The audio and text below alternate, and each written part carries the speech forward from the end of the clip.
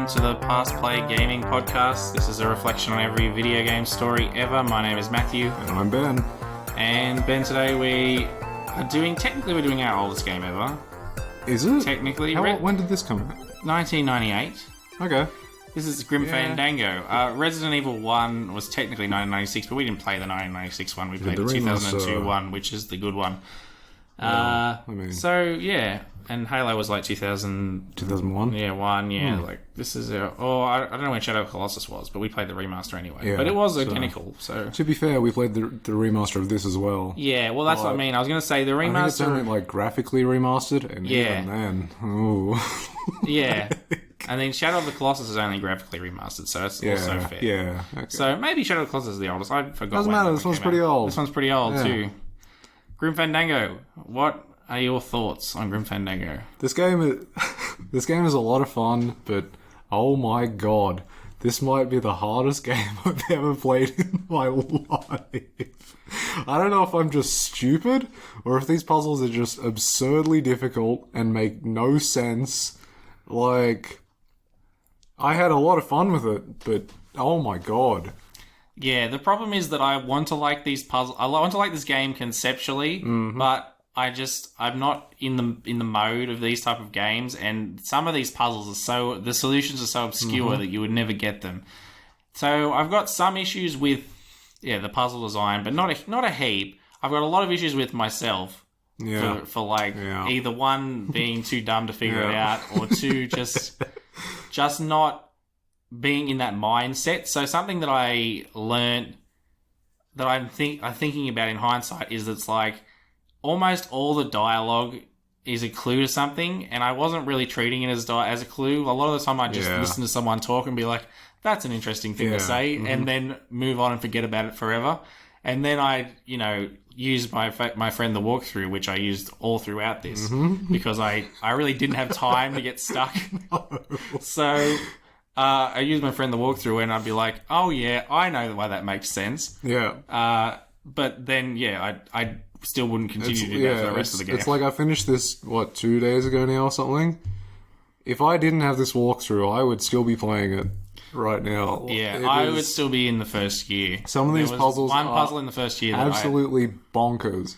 Because the thing is, every item, I'm pretty sure, does something at some point. Yeah, you need pretty much everything. But it's like, use this piece of paper to talk to this person, and then this person will give you something for this. Yeah, that one. The one I think you're talking about very specifically was one that that was one where I definitely thought, hey, this is just plot, and then he kept it, and I needed it, and I was like, idiot, why would he have kept it? Like, obviously it's part of this game. Like, he wouldn't have kept it if it wasn't part of the game. So, so the premise of this game is like, your skeleton. It's an underworld You're type in deal. Like Mexico skeletons. It's like Day of the Dead, you're sort dead. of. You are dead. Yeah, it's like Coco vibes. Yeah. It's like Coco. You're all dead. Wait, but the story's not that, like, because the Day of the Dead's the day when everyone can go up onto the surface. But no, it's just Day of the Dead is like isn't that's it, a lot of the stuff happens. I think so. That's what the Day of the Dead is, though, isn't it? I don't want to be, like, culturally insensitive, but I think so, yes. Yeah, the Day of the Dead's like when all the dead can go up to the surface. And I think they briefly mentioned that in the first one. So it takes place over 4 years consecutively on the Day of the Dead. And I guess that's why they explain why so many areas are just barren. Yeah. Because they didn't want to put in more characters as well. Because they did mention the first one, like, everyone's out celebrating, or they're out on the surface. But what's your guy's name? Manny Calavera. Calavera, that's right. Yeah. So he's like a salesman, except what he sells is tickets to the afterlife. Yeah, basically. So there's like this is I guess sort of hell, I guess, or it's purgatory. It's like a limbo. Yeah. Before you get to the afterlife. Yeah. So, but so you're trying to sell people on these, like, trips to the afterlife, and if they're good people, they get, like, an express ticket, and if they're bad, they gotta, like, take their bloody walking journey there or whatever. And then you meet a woman, and she, like, buggers off, and then that's kind of the catalyst for the whole game. Yeah, then there's, like, a conspiracy, etc., that you have to solve. Yeah. I'm a bit confused as to what Manny's jobs really entails, because like he just Googles on a computer what thing you get and then gives it to you. Good like, point. why would you turn down the best thing when it's not like it's not like I'm gonna save my soul points and cash them in later. It's like you have to spend them all now. He goes to get the people. Yeah, he goes and to then pick them up when they die. Here's what you're eligible for. Yeah. Here you go. How does this... Yeah. I don't how is understand that a job the economics of this company, but... Yeah, so the idea is that, these people, like, earn something. If you're good when you're alive, you get better things in this limbo. All the way up to, like, the state. best thing is the number 9 train, Yeah. which basically does the whole 4-year journey of walking in a month. Yeah. And if you really suck, you just have to walk. Just walk. So there's, like, a cutscene right at the start, which I'll probably play when we do the walkthrough. It'll be at the start of the walkthrough. But you're just talking to, I can't remember his name, but one of this first guy that he's a recurring character. But and you sort of, he's like, getting super keen to get stuff, and then you just basically give him like a walking stick with a compass in it, and sort of, send him on his way. But then it turns out that there's like, and then the thing is, it's like, it's part of the job. Being good at your job apparently is like getting good people, and it's like, how do you do that? Like, is there a skill element to getting good people? I don't think so. Like, I don't know. It turns out that it's rigged anyway, but like, that doesn't matter though. But that doesn't matter to the actual job itself. But anyway, enough of the job talk. That's a good point. I don't know. I shouldn't have said that, but that's all right. I mean, it's not. That's not a spoiler. Who cares? Yeah, I mean, that's like in the Act 1 and like Act 1. If you're not an idiot, you'd infer that already. Yeah. So they go on this adventure basically, and it's by LucasArts, so it's a LucasArts thing. Like, and it's Double Fine, who did Double Fine did the remaster of it. Oh, did they? I don't think they did anything with the original one. Okay. But what? Sorry, keep going. I'll look it up. No, I was just gonna. Yeah, I think Double Fine did like Psychonauts, and they've done a couple of other notable things. Did they? What the guy that was in charge of this, Tim Schafer, did Psychonauts. I don't know if he left LucasArts, but I'm thinking of Tim Schafer, but yeah. I'll look it up later. But so Double Fine, I think, only were part of the remaster. Because LucasArts is dead, isn't it? LucasArts is finished. Yeah. So LucasArts, they did Monkey Island and all these, sort of point and click style ones. This isn't actually a point and click, but bloody hell, you walk and you click a lot. It plays like a point and click. I honestly, there's points where I thought it'd be better as a point and click, because there's so many times I miss contextual clues, like, whereas like I click on something, it's like, but you got to click on it right here. Like, you can't click on this thing. Eventually, you just get used to where if he's looking at something. Yeah, I don't pay enough attention to his hand, but it's like, you go up to. There's one puzzle in Act 3 that I'm hoping in Year 3 that I think you'll get. Like, you walk up to a door and you try and use something on it, and he says, "I don't want to do that." But then you actually have to use the thing on the hinge of the door. I might. Oh, and I think I know. So I was like completely lost, and then. I was actually technically I was doing the right thing. It's just that's like the thing. I had to walk one step to the left and then or whatever, and just there's a lot of that sort press of the stuff. button. Yeah. So technically, in that way, a point and click type thing would be better because you can sort of curse around and see where you're going. Yeah, but it's so it's not like a full point and click style one, because I only played one other one, and that's a new one, which is Thimbleweed Park, which is actually a new game. It's by I don't know if it's by. It might be by. I don't know if Tim Schafer's involved. I don't want to say that he is or not isn't. But it's some people that worked on Monkey Island. It's something like Terrible Toy Box, I think, is the company that did it. And they basically, it's like a pixelated thing, like old Terrible style graphics. Yeah. Old style graphics, and it's a similar thing. But it has the menu, where down the bottom it'll say, use, look at, pick up, talk. Oh, okay. Yeah. And so you sort of have like... Yeah, you have to go command this thing, talk this thing, pick up this thing. Whereas this one, it's just, you basically just press A on everything. There's no help with this. There's one specific part where you have to press B, and I didn't know that B was a command, like, for picking things up. B is apparently the pick up, put away. So there's a bit in the last year where if you do things in a certain order, it's the only puzzle in the game where A won't actually... let you get the thing that you need to carry around with you. You have to press B for some reason. I knew B was put stuff away. I never knew B was pick stuff up. Like, technically B is pick up, put away, and A is use. I didn't know. And in literally every context, A is the same as B. Trying to use something is the same as when picking it up. I knew B put stuff away, but I had no idea that, like... Yeah, there's Yeah, one I don't know specific what puzzle you're that on if you about. do something in a certain order, A won't let you pick the thing up and you need it. Okay. Huh. So which one is this? I presume we'll talk It's about year it. 4, when you're backstage with those guys, and then they run away. You have to get your face painted, but you've already done that, but you need this the thing. Yeah. If you can get that set up in a way where he'll just use it and won't pick it up and carry it with him. The thing that... Yeah. Oh, okay. Yeah. Huh. If you do things in a certain order, yeah. Well, you must have picked it up first, like, or whatever. Like, if there's a certain... I think I just... a certain order you can do things. I did I put and then I picked it up. Yeah. Yeah. Anyway, we'll get to that. Yeah, there's a certain order where it doesn't work. This game's frustrating at a lot of points just because it is fiddly, but in saying that, I don't think it's frustrating enough that it, like, ruined my experience of it.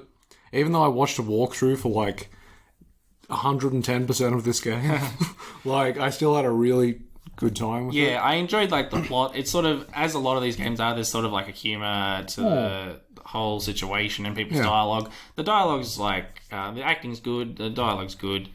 This is, like, it's a type of game that doesn't really exist anymore, except for Dark Souls, which is, like, where games are hard. Games always used to always be hard. And without the internet, it's I was like... going to say, playing this without, like, an actual, like, without an internet help or something, nah. Yeah, you'd have to sort I of hate the game. grind this out. And in a way, I miss that... I mean, I never really played puzzle-y type games when I was a kid, but I miss that feeling of being, like, stuck on something and then like, coming back, like, something. a month later and being like, haha, did it. Yeah. But in another way, I definitely don't, because it's a month of my life. Yes. Yes. But yeah, I felt like this is a type of game that's passed me by and people don't have patience for this anymore. No. I mean, Thimbleweed Park had... I never looked up a guide for it, but that's because it had a phone in the game that you could ring up hints, and I was going it to would say, literally... hints are the It'd best start thing by, you could like, do to this super game. chill hints, and then they'd, like, literally just tell you what to do. Yeah. Hints would be the best thing you could do to this game, but... Yeah, I mean, it's... Characters are great, story's pretty good, it's funny, it's fun, like, it's... The setting, the art design, all of it is fantastic. I thought this game was great, so... Yeah. I enjoy it. My only issues come from puzzles and such, which I know is, like, the whole game, but, like, everything surrounding that is great, so... Yeah, I mean, they're trying to make puzzles that are both complex, but, like, make sense, and they mostly succeeded. Like, some of them There's logic to everything. It's just in like... the end. Once you see what's happening, you're like, that makes sense. I Yeah. understand why you're doing this way. Like, Yeah. it's not like you're pulling something out and you're like, why would... That makes... What? I'm keen to play another one of these games, but you've got to always be on. You can't, like, casually play this. You gotta pay attention to everything that your person says, that everyone else says. Otherwise, you're going to forget something. Yep. And if you forget, like, And even then, you still forget stuff. yeah, you still forget. If you forget a specific detail about something, because, like, there's certain situations where you have something that you would think would make no sense, but actually this weird specific fact about it means that it would make sense. Yeah. Anyway, we'll get to all these as we go. Yeah. So, with that, do you have any more to say in the starting That's section? my initial sort Yeah. All right. Well, we'll head off for a quick break, and you can listen to a fun trailer, and we'll come back with the history section.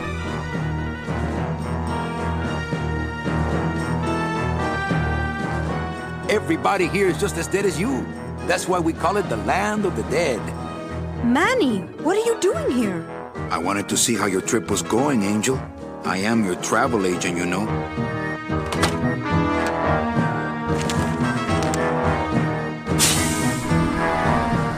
I could have walked faster than this. Híjole, I'm gonna miss the poisoning. Cut the yap. I want something cheap where I can get some rest, and that's it. If you haven't bagged the premium before the next sales report comes in, you're out! Guess they couldn't save me, huh? No, but there's still a chance you could save me. Hello and welcome back to the Past Play Gaming Podcast. We are talking about Grim Fandango. It's today, and this is the history section. So, Grim Fandango is a 1998 adventure game directed by Tim Schafer and developed and published by LucasArts for Microsoft Windows. It is the first adventure game by LucasArts to use 3D computer graphics overlaid on pre-rendered static backgrounds. So, previously, every game, I believe the background was just like a cartoon that someone had drawn. Yeah. And so then, like, you couldn't change any sort of context or move the camera. Like, this one, the camera can arc a little bit as you walk. But because they're basically just like matte paintings that you walk on. Yeah. So anytime anything had to change, you'd have to redraw it in the old ones. This one, they could have the camera track a little bit. Yeah. It's basically it's like Resident Evil when we played that. 3D people. Yeah, static camera. Static camera, pre-rendered backgrounds. Did you play tank controls? In this? Yes. Oh, no. Good. Yeah. There was an achievement for it. I was very tempted. But I'm not an idiot. How much was it worth? 90G. Oh, dude. I wouldn't have done it. No. So it's got the thing from Resident Evil 2 where it's from Resident Evil as well, where it's like if you run off screen, it'll continue your pathing. I hate that.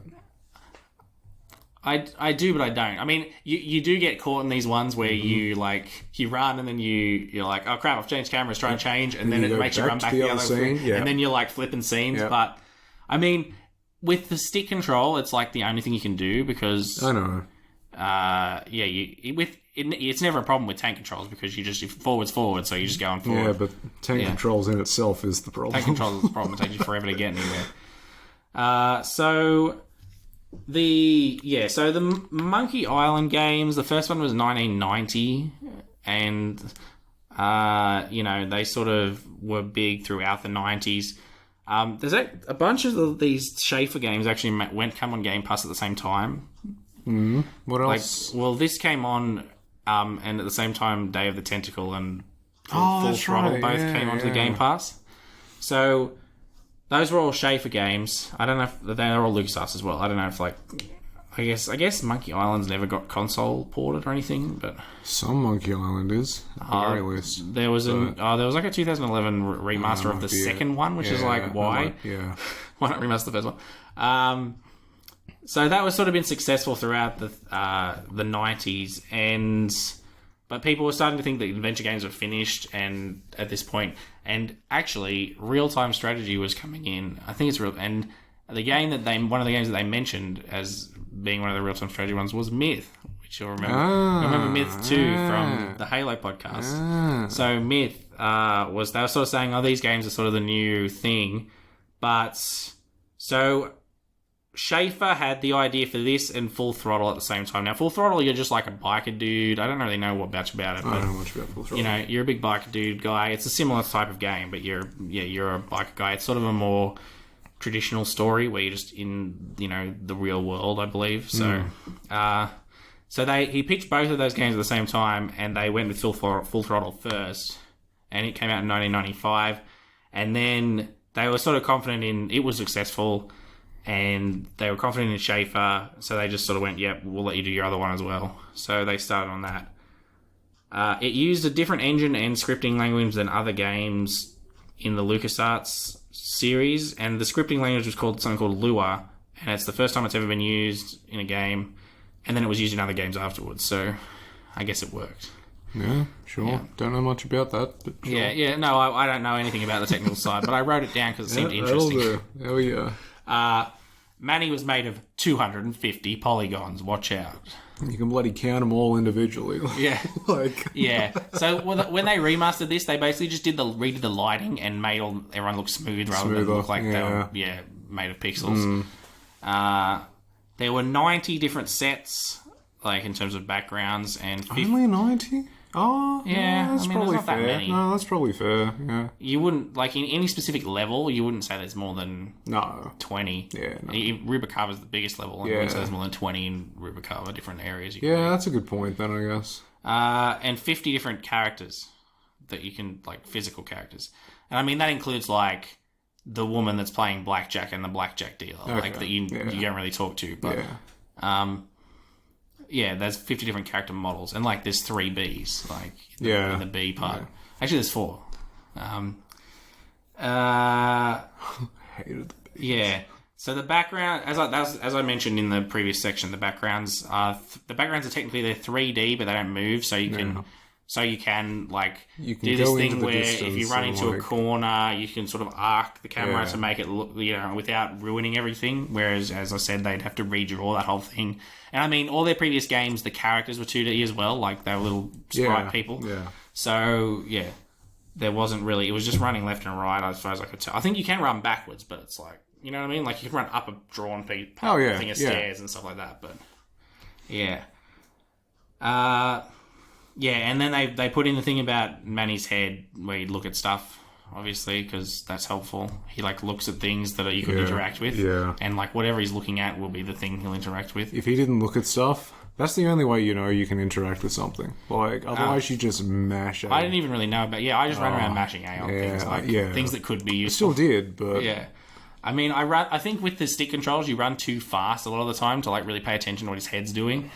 In tank controls, you'd be so slow that you couldn't miss it. You'd be like, oh, he's looking at something. especially in Rubalcaba or whatever. Oh yeah, There is so much run. You have to go so many places. It's so big. That was when I really went into the walkthrough because I was like, I don't want to track all I'm these. thinking around all these places crossing that bridge. again. Oh, that bridge is ridiculous.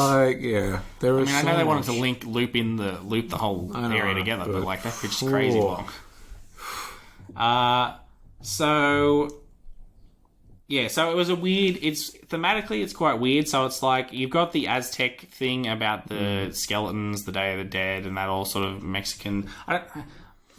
I don't know enough about the religion of which religions are which. So That's the thing. Yeah. Wikipedia said Aztec. I'm going to go with it. Yep, sure. I assume Mexico's got something to do with it because it happens in Mexico. But I'm not. Look, Aztecs were in Mexico, right? They're in South I think America. so. That. I mean, yep. But it's sort of got the sort of 1930s building styles, Yeah. and it's very a noir plot. It feels a lot like something like Casablanca. Yes, he mentioned Casablanca. okay. I believe the villain does the voice from Casablanca and has a name. His name Hector Le Mans is from Casablanca, I believe, also, or related to Casablanca. I'm gonna have a look. But he does. I definitely remember reading that he does the voice. Spoilers: Jim Ward, who does Captain Quark, did the voice. Oh, Hector Le okay. Mans. But yeah, they got him to do the voice to try and do it like the Casablanca dude. Apparently. So there were actually some of the criminal elements were actually included in the folklore of the Aztec stuff. So I believe there was something about where when you died, you would keep coins, you keep a bunch of your money in your pocket and another, or in your coffin with you, and another lot on top of your chest, because the people from the afterlife would steal the ones on your chest and they wouldn't look for the rest.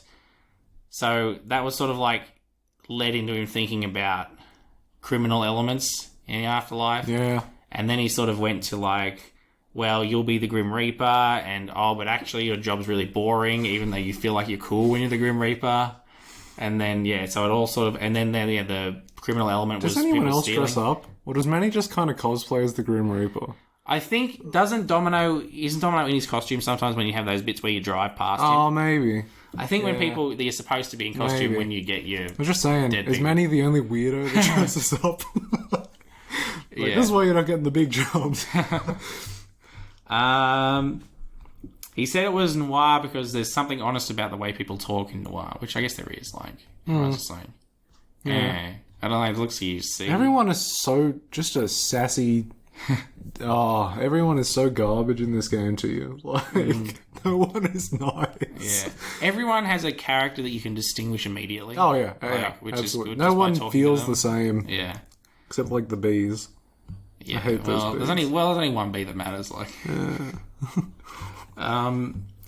So there were some previous titles. So originally he was going to be a real estate agent, not a Grim Reaper. So the first title for the game was Deeds of the Dead.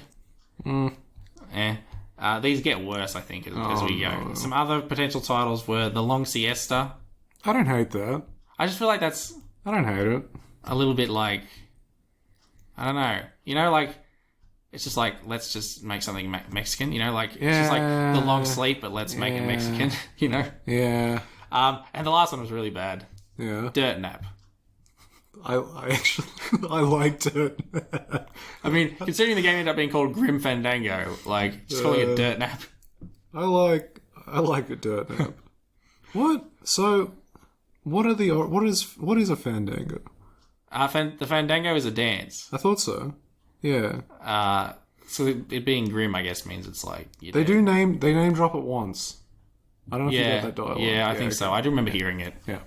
Yeah, it's a dance. I guess it's a Mexican dance. We're getting into dangerous territory. You'd assume so. It's My only knowledge South American My dance. only knowledge of that culture comes from Coco.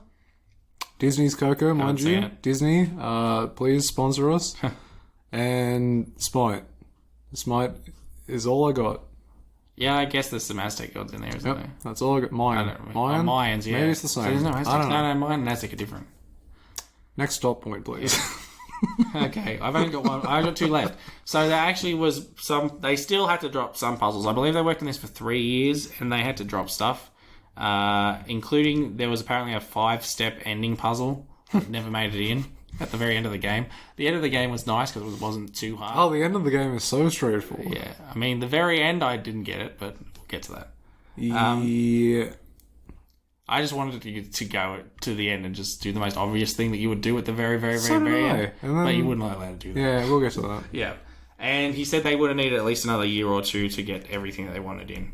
And that's about all I've got, except for I've got my voice actors. So, as we said, Jim Ward, Hector LeMans, Quark. Did you ever find out anything about Casablanca? Oh, no, doesn't matter. couldn't. That's fine. Yeah. Tony Plana was Manny Calavera. He's one of those guys that's like always around on things, but like his main role was he was the father in Ugly Betty, and he was a main character. That's a show. That's a show that's ages ago. Yeah, that's a show that's jumping out to me now. That was like, as Wikipedia, that was his two things. He's like, he's been in Ugly Betty and he was the character in Grim Fandango. That was his, like, that's his top paragraph. Like, you know. Ugly Betty was jumping out to me now because I've been watching Superstore, and that's got that. Yeah. Is her name America or Amarisa? I doubt her name's, like, I wouldn't think her name would be America, you know, but I have to Google it. Look, everyone will know the answer to that question. Like, I could have just Wikipedia'd that, like, Probably. but I didn't. Yeah. Yeah, so I've been watching that, so that was, like, jumped out to me. Maria Canals Barrera was Mercedes Colomar. I don't know why they call her Meche. Meche. I presume Meche is like short for Mercedes. I Unless guess. it's like some sort of term of endearment. Yeah, I guess. She had like a heaps of different credits, but like the one that again came up at the top was, I mean, she was on a lot of Disney Channel stuff, you know, like Camp Rock and whatever, but Yeah. she was she was the mother in Wizards of Waverly Place. Ah. I used to like Wizards of Waverly Place when I was a kid. I think my sister watched a bit of it, but Yeah. I didn't. Meche. When it was first coming out, I In liked English, that. it means wick. So I don't think that's it. I presume it's just short for Mercedes. Okay, we'll go with it. And Alan Blumenfeld was Glottis. Again, I love Glottis. I love Glottis. Glottis has got the best voice. Again, another person with heaps of credits on things, but nothing like heaps crazy. Yeah. Apparently, he was someone's father in Heroes. There's so many characters in Heroes. Like, he wasn't the main character. The guy that he was the father of was the main character. The guy that he was the father of is, you know, that guy that ended up being in Star Wars and has a beard and he's a big guy, and he wasn't a main character in Star Wars, but he was like one of the common rebels that's around, you know, like in the big orange jumpsuits at the end. Big dude with a beard. Oh, I think. And he was in Heroes. Okay, yeah, okay. Him. And it said something like he played that guy's father in 2 different shows. So I don't know, maybe they look the same. Yeah. Yeah, and that's about it. I mean, there's way more voice actors, but those are like the main cast. yeah. You don't really have... Most of the dialogue is Manny Glottis is probably second. Mercedes gets a bit, and Hector I only put in because one, it's Jim Ward, and because he's the villain. And that's about all for the history section. So, with that, I think we're ready to head off onward for the next bit. Unless you got something you want to say about it. No, I don't know. It's Psychonauts on Game Pass. Put Psychonauts on Game Pass. Yeah, I don't think it is. Psychonauts 2's coming out I myself soon. staring at Game Pass so often these days. Yeah. Nothing to play. Yeah. Give us Psychonauts on Game Pass. Yeah. Please. All right. And yeah, we'll talk to you in a minute with the spoilers.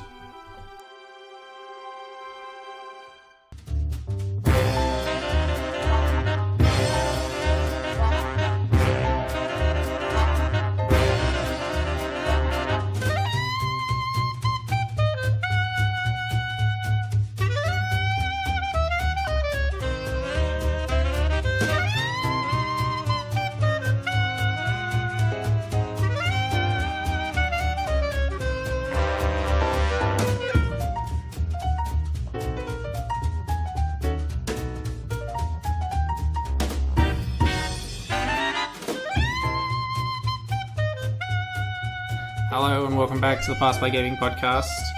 It's the Fandango episode. I just got completely lost in that sense. We're doing spoilers. This is the bit where we talk about the plot. Yeah, so get ready. So as I mentioned right at the start, there's like a cutscene right at the beginning.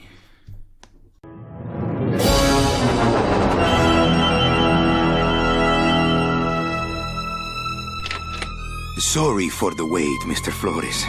I am ready to take you now. Take me? Take me where? Now, there's no need to be nervous. Nervous? No. Just your appearance. It's a little intimidating. Intimidating? Me? But I'm your friend. My name's Manny Calavera. I'm your new travel agent. I don't want a new travel agent. I want to go home. You can't go home, Celso. You're dead. But you're not alone. Everybody here is just as dead as you. That's why we call it the land of the dead. Are you ready for your big journey? No. What journey? The 4-year journey of the soul. It is quite a big trip. And I can't lie to you, Celso. It could be very, very dangerous. Unless you were to take that money you were buried with and buy a better travel package from us. I mean, wouldn't you rather cross the land of the dead in your own sports car? Maybe try a luxury ocean cruise? Or, if you led a very good life, you may even be eligible for a ticket on the number 9 itself. The number 9? That's our top-of-the-line express train. It shoots straight to the 9th underworld, the land of eternal rest, in 4 minutes instead of 4 years. But very few people qualify. Let's take a look at your records.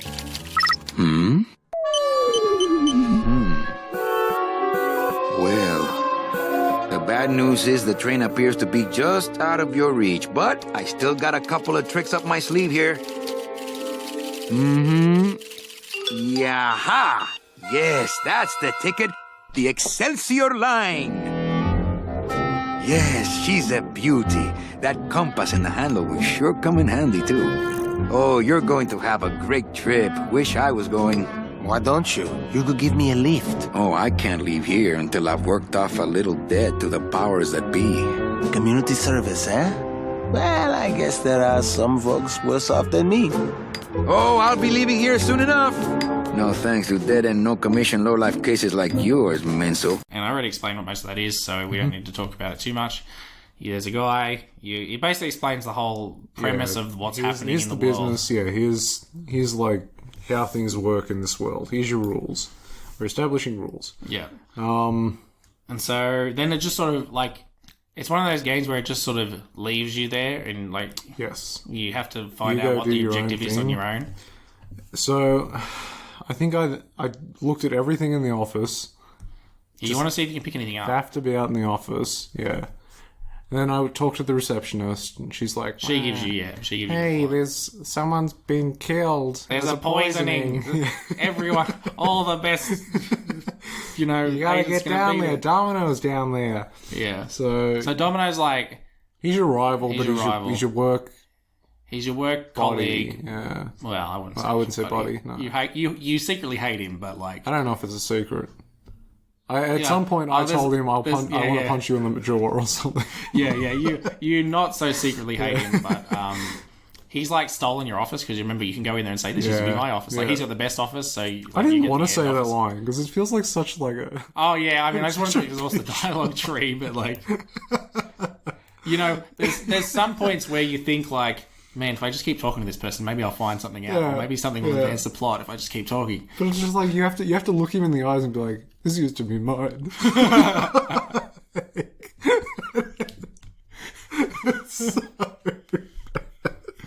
Yeah, so you definitely you overtly hate this guy.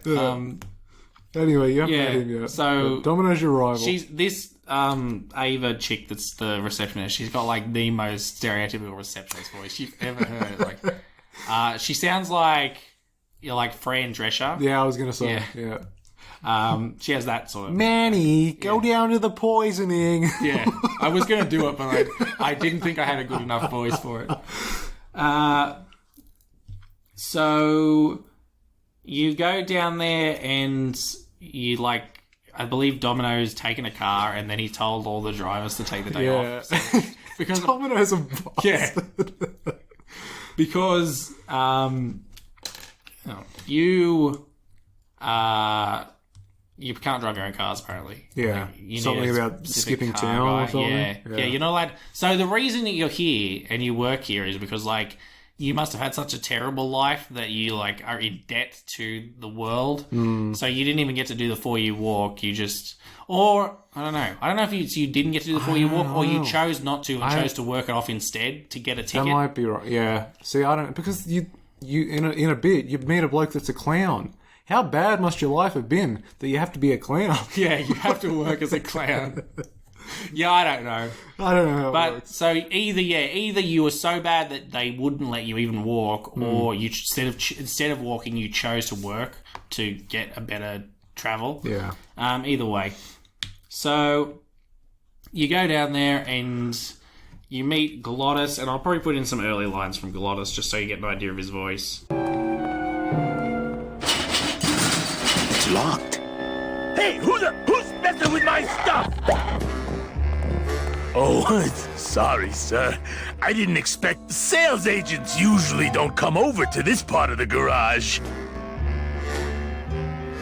Nice hut. Yeah? I wonder how nice it would seem to you if you were trapped in it all day like me. If you hate your job, why don't you quit? It's not just a job. It's what I was created to do. If I get any farther away from cars than this, I'll get sick and die. It's like I'm not happy unless I'm breathing in the thick, black, nauseating fumes. I love Glottis. Yeah, Glottis is the best. He basically gutturally screams everything. I'm not too big for the cars are too small. Yeah.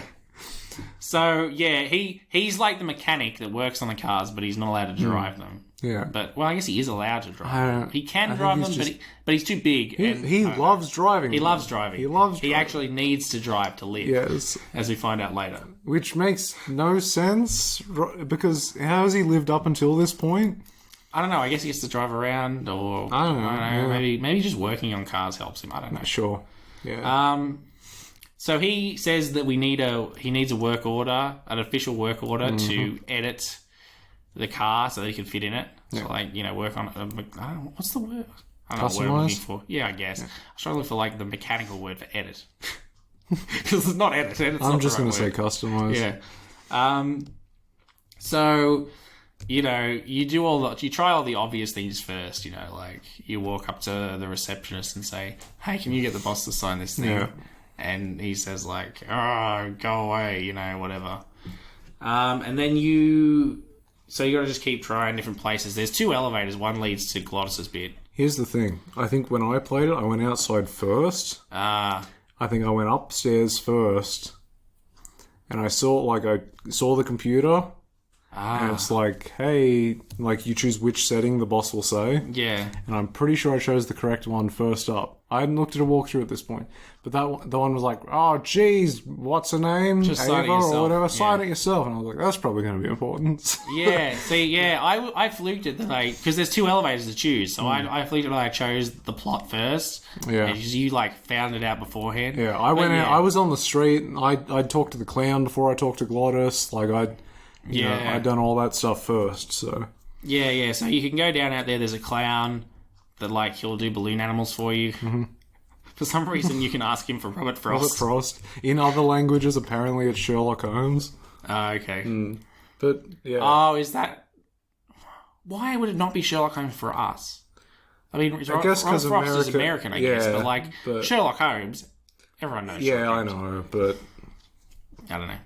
Oh, yeah. But yeah, I mean, it doesn't look... He's not very good at doing that anyway. He can't do Robert It looks... It's about 4 different lines. Yeah. Like... It's just, yeah. And then you get him to make you, like... You can get him to make a cat and a dog.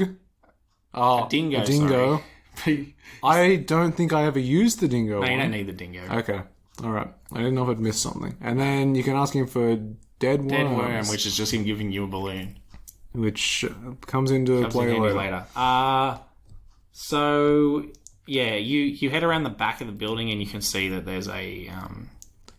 Rope. like someone, he's tied bed sheets together, Yeah, but I don't know how he yeah. got so many. Because it's like 10 stories or more. Yeah. So you climb up, you can go into his room, and he has like a bunch of auto prompts for when she calls him. Surely she'd notice this. I mean, he doesn't care, but like, in fact, as we'll find out later, she's actually fine with it. Yeah.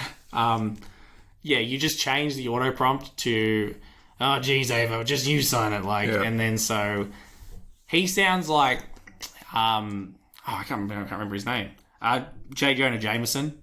Yeah. That's who he's. That's his voice thing especially from the Spider-Man game, but like in general. Yeah.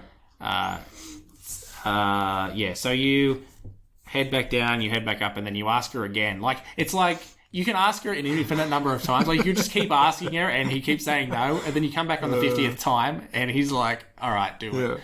And she's like, "Oh, I'll bother him again with that." I don't know. Puzzles. So he'll sign it, and then you get to head off to the poisoning, and you meet another, like, low-voiced guy. Oh, we don't need a cutscene for that. I'm not going to put that in. We don't need all the cutscenes. There'll be too many cutscenes if we put them all in. This is the grumpy short man? This is the grumpy short guy. Yeah. He comes back later. Yeah. He basically says, like, I mean, he's a crap guy, but he says, like, oh, I want to go somewhere where I just want to rest. I don't want to walk. So you packing foam seal him into a coffin and then ship it to the end. Which takes the 4 years, apparently. Yeah. But he's awake the whole time. Yeah, that is... he has a mug. He has a mug, which you find out later. I don't know if... Like, it's not mentioned at the start that he has a mug, is it? In this first part. I don't know. It might be. It might be. Anyway, so the boss comes in and says that, oh man, Domino got a nun at that poisoning and you got this short idiot, like, oh, you're the worst. If you don't get a good person by the end of the month, you're fired. So then your next mission is to get a good person, and you come to the conclusion that Domino's like either really, really good or he's like cheating. Yeah. So you're going to steal one of his people. Because he always seems to get the good people. It's like, again, how is job performance based on the luck of the draw to which person you get? Like, how is that? Yeah, that's the thing. How is he good at his job because he's fluked into a bunch of, like, really good people? Yeah, it's all pure luck. I don't know. I don't know how it works. I'm not going to... I feel like there's just no skill element to this job at all. Because it's literally just, this is the thing they get. Here's your person. Oh, you qualify for this. Yeah. Here, have this. Yeah. So that's all there is to it. Yeah. I don't understand it. But yeah. So how do you meet Meche? I don't remember where she is. Well, this is where you got to do all this thing with the packing foam. Yeah, I hated this puzzle. Yeah, this one also sucked. Now, in the first part, I'd already... So you find a pack of cards in your first... Do you find that in your room? I think at the very start. Yeah. Because I believe I'd already hole punched a card at this point. I hole punched a card afterwards. Do you have to hole punch the card, or is it just for an achievement? I think you have to, because you can't just put the whole. I don't think it needs to be hole punched, but you can't. separate a card from the deck unless you've hole punched it. So otherwise, you can't put the whole no, deck I had in. a card, though. I had a separate card. You have a whole deck of cards. I You had shouldn't have another a card. I thought. I don't know. I think I used the deck of cards on the hole punch, and then I got a hole punch card. I don't know. I didn't think I had one. Maybe. I don't remember. But that's right at the end of this, because first you have to like do the packing foam. So the idea is, which I didn't really get, was that like the blue one does like a liquid, Red liquid, the red one blue also does a liquid, liquid, and then they combine to make foam. Yep. I just did it. I tested it once, and I was like, the blue one makes the foam, and the red one makes the liquid. But I was like, because that was the order I did it in that particular test. Yeah. But then, so you have to keep running back and forth to this clown because you keep messing it up. If you're me, you have to get dead worms. Yep. You have to fill them with the different liquids, and then you like send them down the postal chute to break. So this big purple guy comes out, and he sort of tells you about the mailroom at this point, like during this when you go down there. There's some weird machine that does weird sorting stuff. It sorts who gets what person, basically. So yeah, you send them down. So I sent down the one that I thought was going to make foam, and it didn't. I was like, well, that didn't work. So I sent down the other one. Yeah, it like clogs up the machine. But you go down there. Oh, this is one of those ones I hate. I hate this so much. You go down there, and the guy's there. And actually, this may be the only item in the game that you don't need at all, which is the fire extinguisher. Because I picked up the fire extinguisher and was carrying it around with me the whole time. But you technically don't need it. Like, you get an achievement for it. Because what I apparently heard was right, so he like says something about the machine being wrong, and you're like, I think it catches fire, doesn't it, at one point? Yeah, he gets caught on fire. Like he catches fire, yeah, and you're like, and then it automatically prompts you to pull out the fire. But I think if you didn't have it, you just have to run over the wall and get it. I would imagine, that's what I thought. Yeah, but you can carry it around with you the whole time, which is weird. Anyway, but he basically says like, the fire extinguisher, it will blow up the whole machine or something. Like, you're an idiot. Yeah. I don't know. The machine is broken. The phone's very flammable or something. Apparently. But yeah. The machine is broken.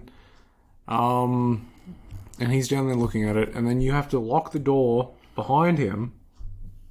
Did you fail this? I failed this multiple times. So if you don't lock the door, you have to do the whole If you leave, you have to do the whole balloon thing again. That's from the beginning. You have to go get more balloons. You have to go through the dialogue tree of this guy giving you balloons every time. See, here's the thing. I didn't take a chance. I just looked at the walkthrough.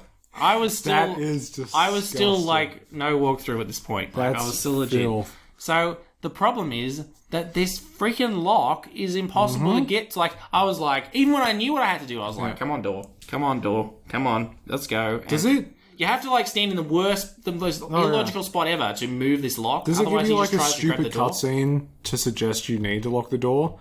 Like if the bloke walks out, does it like show the door closing or something? Well, he just walks out and slams the door and leaves. Does it show the door slam, or is it just very? It just shows him close it. Like it's not like it doesn't focus on the door. No. And so you have to like change the lock, and then he'll slam it. He'll just shut it, but he'll shut it, but it'll stay open. Which I mean, he's the worst mechanic ever. Like that, he would do that. I mean, after he'd repaired the mail machine 4 times in one day, like from people sending foam down the thing, I wouldn't care either. But so then you can sneak back in, get inside. I believe you use the playing card to block the chute, so that you get so you can get a capsule, and then you get the good capsule. And you somehow know this capsule is going to be good, even though the system's been manipulated, as you find out later. I don't know. You know what I mean? Like, you know that she's a good person. Because you can, like, read it or something and says... Yeah, I guess, but the whole thing's a scam, right? So wouldn't it... Yeah, but I think it still shows... It probably just sends all the good ones to Domino. Yeah. So you took one of Domino's, and then Glottis is, like... souped up his car crazily. It's like a hot rod now, and it's got like, you know, the big sideways vents, and so you just like launch yourself past him. Fire and stuff. There's a cutscene where you just launch yourself past him, Domino, as he's trying to get to this thing. So you steal Mercedes, and then there's I'll put this in. This is like, it's technically dialogue, but where you talk to her about her all the different reasons that she might be cancelled, basically. Buenos días. You're not the nurse? No? You're not here to give me my medication? No, but I am here to ease your pain. Guess they couldn't save me, huh? No, but there's still a chance you could save me. That's a lot of responsibility, Mr. Calavera. What makes you think I've been all that good? Miss Colomar. Meche, please. Meche. I can see it in your face and in your file here, where it says you're entitled to a first-class ticket to... nowhere? What? Did I do something wrong? Not according to your bio. It was spotless. At least the part I read was. I'm not sure I like the implication, Mr. Calavera. Yeah. So she's like, oh, did you kill anything? Did you hate puppies or something? Yeah. Did you she's like, no, litter? Like, she's like, oh, you're reaching out, pal. Yeah, because he's looked on the machine and it's like, man, this woman's really good, but she's getting nothing. Like, and then you finish talking to her and you're like, stay here, I'm going to work this out. And then she just leaves. I don't get why she just leaves. Like, she does say something. What does she say? Like, at the end she tries to explain it. Like, I forget what she says. Like, I don't know. Something about you judging her or something like that. Yeah. That you were judging her. Like, you were trying to work out why she was bad, so she was like, I'll just leave. I don't know, but she should have stayed. Like, idiot. I don't know. And so you get, like, found out that you stole the person, and then they all confront you, and they lock you in the auto workshop for some reason. They're planning to kill you. So killing in this game is sprouting. Like, do they? There's probably some. I'm sure there's. I was going to say law reason. It's not. It doesn't really. I wouldn't call it law when it's like folklore. Yeah. I'm sure there's some reason this makes sense, but like you can't die by conventional means. You can only die by being injected with this. They shoot you with flower bullets. Serum, and it like makes you turn into flower people. You sprout flowers and you're die. dead. Yeah. Yeah. So they threaten to. They're going to kill you. They lock you down there. Despite the fact you are already dead, this double kills you. Yeah, you can be double killed. Yeah, and then you're permadead. Yeah. Like a game. Yeah, permadeath is pterodon. Grim Fandango permadeath mode. So it's not here, but there's a bit where your boss, J. Jonah Jameson, gets killed by. Oh, that's soon. Hector. That's after this, but we'll mention it now because I'll forget later. He gets killed later, like because he's not in on it. But yeah, it doesn't matter when we say that, but it is. Like... Domino is in on the whole conspiracy. Oh, we missed the part where you tell Domino he's a pain in the ass, and then you. Oh yeah, you just sort of can talk to him. Like, is there any reason like for any of that? Like, he's boxing, and you see he has a mouth guard. I don't know if that's relevant. Like, that wasn't relevant to me. Yeah, I came back later and got the mouth guard, but I didn't like. Yeah, I didn't think that was the reason for that conversation. Soon they have a throwaway line about like, oh, you can only access this computer by your teeth. Yeah. You work it all out. Like, but I honestly like my strategy for this game is not to think about it. Like, I mean, bad strategy straight up. But like, my strategy has been literally. Oh no, that's all right. Sorry, I was just looking at the recording and it looked like it wasn't advancing. But it's okay. It's literally just like, go to this place, see what I can pick up. Yeah. Go to this place, see what I can pick up. Go to this place. And then like once I've been to every place, I'm like, I can make some connections here. How will this work? Yes. What am I going to do? So you're locked in the auto place and then someone comes up to the window and they're like, oh, I'm you, Manny, from years ago or something. I don't think they're like that, but... They say something. They say something along those lines. Like, they refuse to tell you who they are. And you're like, what? They said that to me. They're like, I'm you from the past. And I was like, what the hell are you on about, pal? And then Time travel. They're like, oh, do you want to stick it to the man? And I was like, yeah, I guess. And they're like, resistance, we're resistance people. I think if you can say no, but eventually you'll have to say yes. Like the dialogue will exhaust. And... Yeah, I mean, I immediately knew this guy was going to be your friend because you weren't going to get killed immediately. Like, he acts like he's going to kill you, like, in a minute or something. Like he says, like, what are you going to do about it? Like he wants you to say, I'm just going to, I'll do my best to get my job back. I'm going to be the, like, good solid. But you say, nah, screw these guys. I'm going to take them down. And he's like, haha, yes, I am Salvador Limones. I am the resistance leader. He's the leader of the LSA, which is the Lost Souls Alliance, I think. I think so, I think that's right. And so he takes you down to his secret bunker, which is like underneath the sidewalk where you can get up the side of the building. I knew there was going to be something here because you walk over like a metal sheet and it sounds hollow. And I was like, oh, so we're going. I don't think I noticed that, but... Something going on here. Yeah. And there's like a thing on the wall. There's a thing on the wall that is like a retina scanner. Yeah. So he takes you down there, and it turns out Ava's part of the Does no one notice when she's missing from her job? Well, you do ask that, I believe. Oh. He said, well, I mean, look, the dude's always missing too. Like, that was the whole point. That's Like, true. he climbed out the window That's and put true. an auto prompt on his. Has anyone ever had this job? Yeah, I don't know. Domino's around conspiracying. So when you talk to after this, you talk to Salvador, and he's like, "I need homing pigeons for some reason. I need pigeons. You must give me pigeon eggs so that I can train pigeons." They're skull pigeons, by the way. Everyone's skull. Everyone's skull. And then, so if you would remember that there are pigeons on the roof. Except for the octopus. And the beavers. Yeah. And the bees. Yep. Weird. And Clodus. Well, Clodus is a and demon. the demons, yeah. The demons are demons, but like the bees are bees. Like what are they supposed to be? They're not bee demons, are they? I don't know. Sea Let's move on. bees, free bees. Yeah.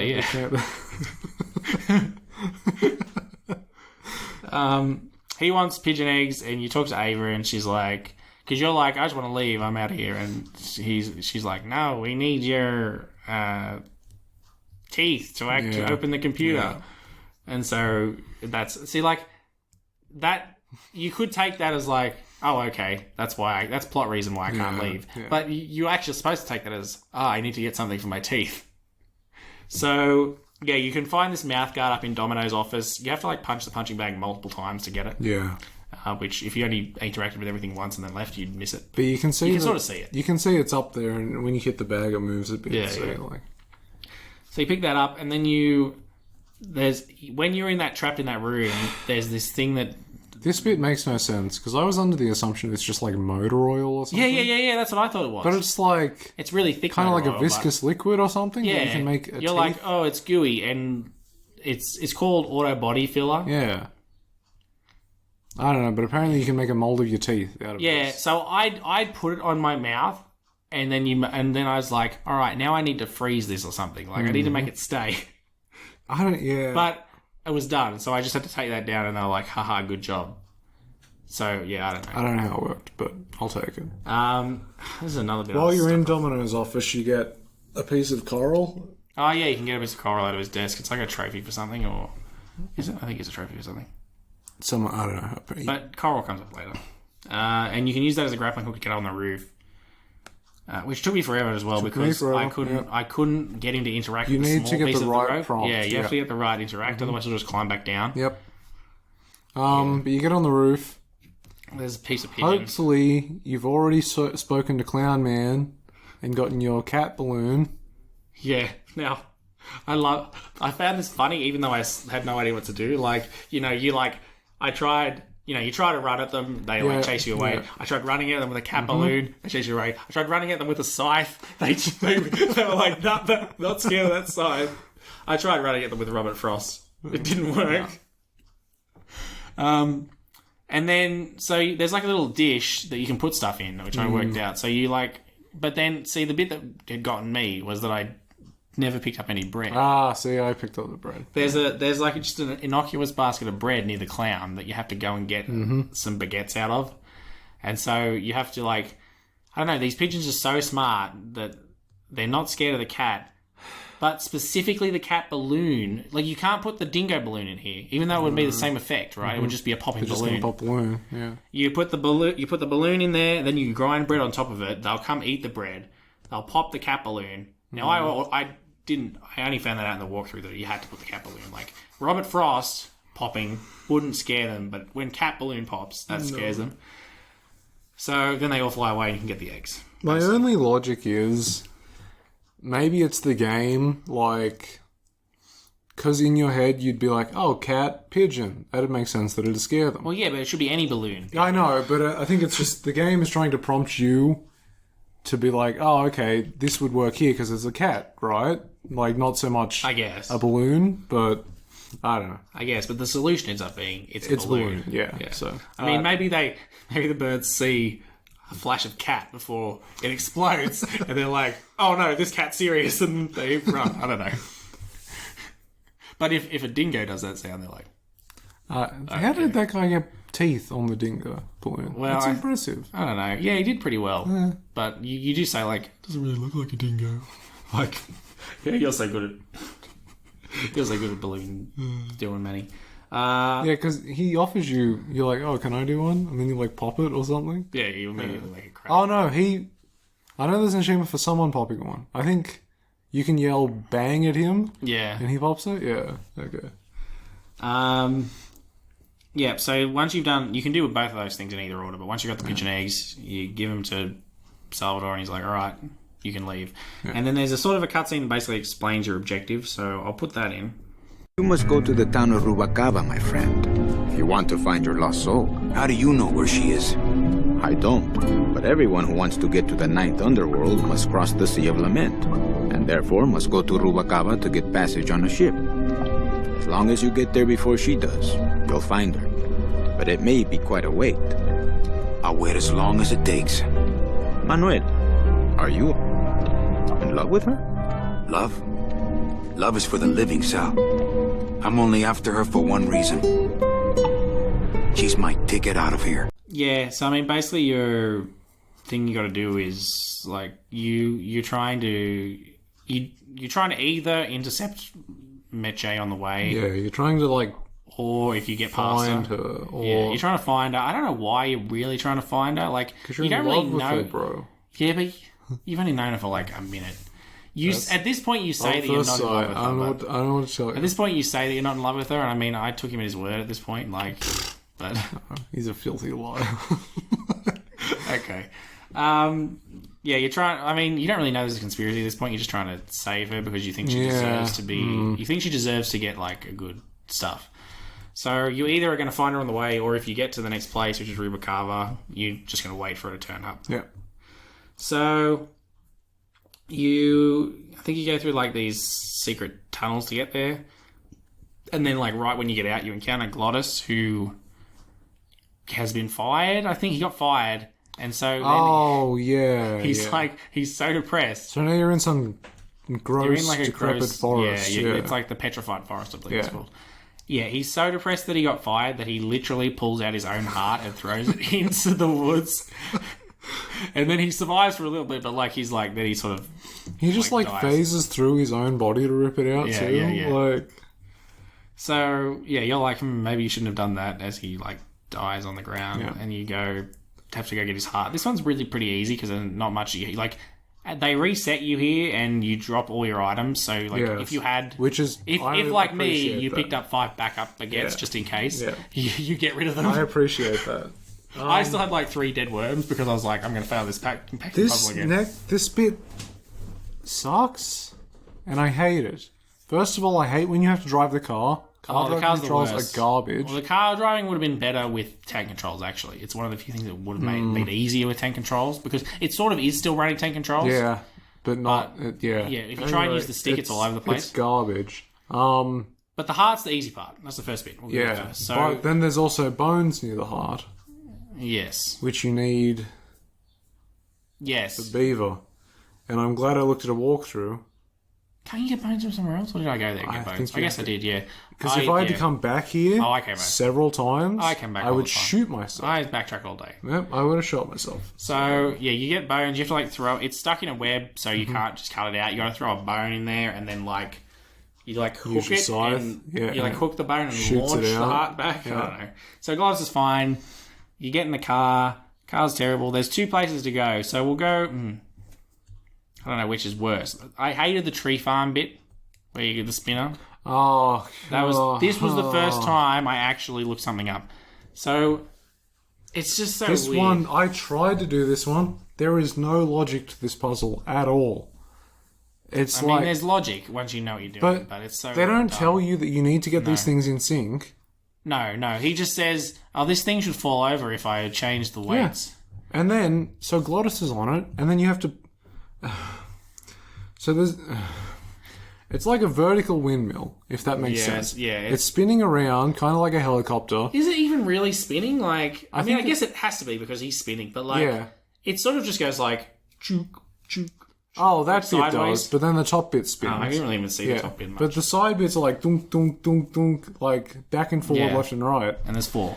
And then on the ground there are 4 like rails. Yeah, I guess you call them. And there's also just a random wheelbarrow. And there's a wheelbarrow. Yeah. And So to finish the puzzle, you need to get the sideways bouncy thingies in sync by positioning the wheelbarrow On the moving wires, it. yeah.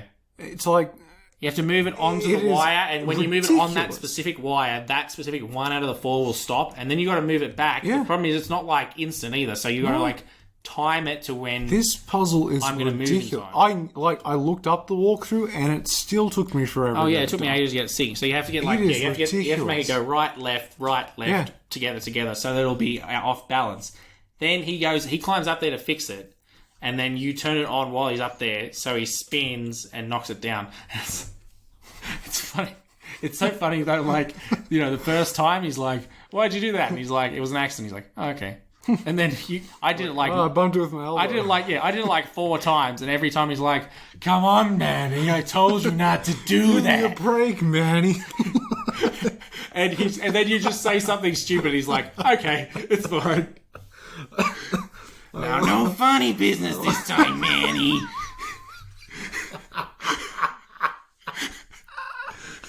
I love GLaDOS. This is so good.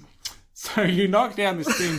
Why do you even need to do that? I can't remember. I don't even know what you get for that. You need parts to soup up your car. Oh yeah. Okay. Oh, you need to make Yeah. extendo car so you Yeah. can like. It's he so does like stupid. he gives it like It's crazy, so dumb. like so it can go up. Yeah, like suspension-y lift. Yeah, I guess it's like, a lift it kit. lifts up so you could fit a whole other car underneath it. Yeah. Like. And then so this is another one that like I worked this one out, but like I feel like it would be hard if you didn't pick up on the clue. So there's a random sign. Okay. At the start? Yeah.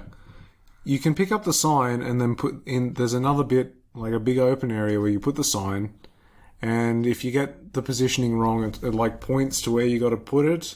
But if you get it right, it just points down and opens up this bit. But you can also just go up north in the main hub area, and I think it takes you to the same place.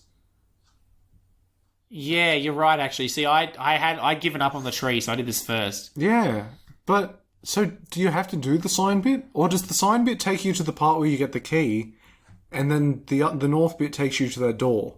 Yeah, I think the north bit just takes you immediately to the door And you couldn't go through because the door car without can't the get key. through the other part. Okay. Yeah. Okay. The car can't get through between. Yeah. Okay. Yeah. So see, if you didn't think like it's just a random arrow sign, like if you didn't think to interact with it, you would never know what to do. Yeah. But the problem is right. So it's a big area with like little entrances all around under the trees. And so I was like, you run in one to test it, and you come out in a random different one. I'm like, okay. Oh, I didn't even do that. Oh. I didn't know they were entrances. I thought it was Yeah, just yeah. like an alcove. No. You can run into these holes, and then you come out in a different one, and I it had seems no completely idea. random, Yeah. right? So when I put down this sign and it points at something, I'm like, that must be the order that I have to do them. So I'd run through this one, come out, pick up the sign, drop it again, run through this one. I try using the sign, seeing which one it pointed at, picking it up and running through with the sign. And then eventually, I was sort of like, maybe if I just sort of like, you just have to keep moving. It's like, oh, it's pointing there. Yeah. Oh, it's pointing there. Oh, it's pointing here. And then, you find the spot and it opens up so you can get the car down there. So you go through. There's a big door, and it's like the gateway to hell. Yeah, Something. I don't know. It's just the way, There's like, you go through, there's a bridge with demon beavers that are on fire on it for some reason. I don't know why? Maybe that's Demon established beavers apparently make law. dams out of bones. That's their thing. I don't know.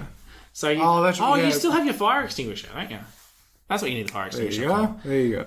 That's why they What make if you pick it up. don't? Oh, So yeah. they make you pick it up if you don't already have it. The guy must be on fire.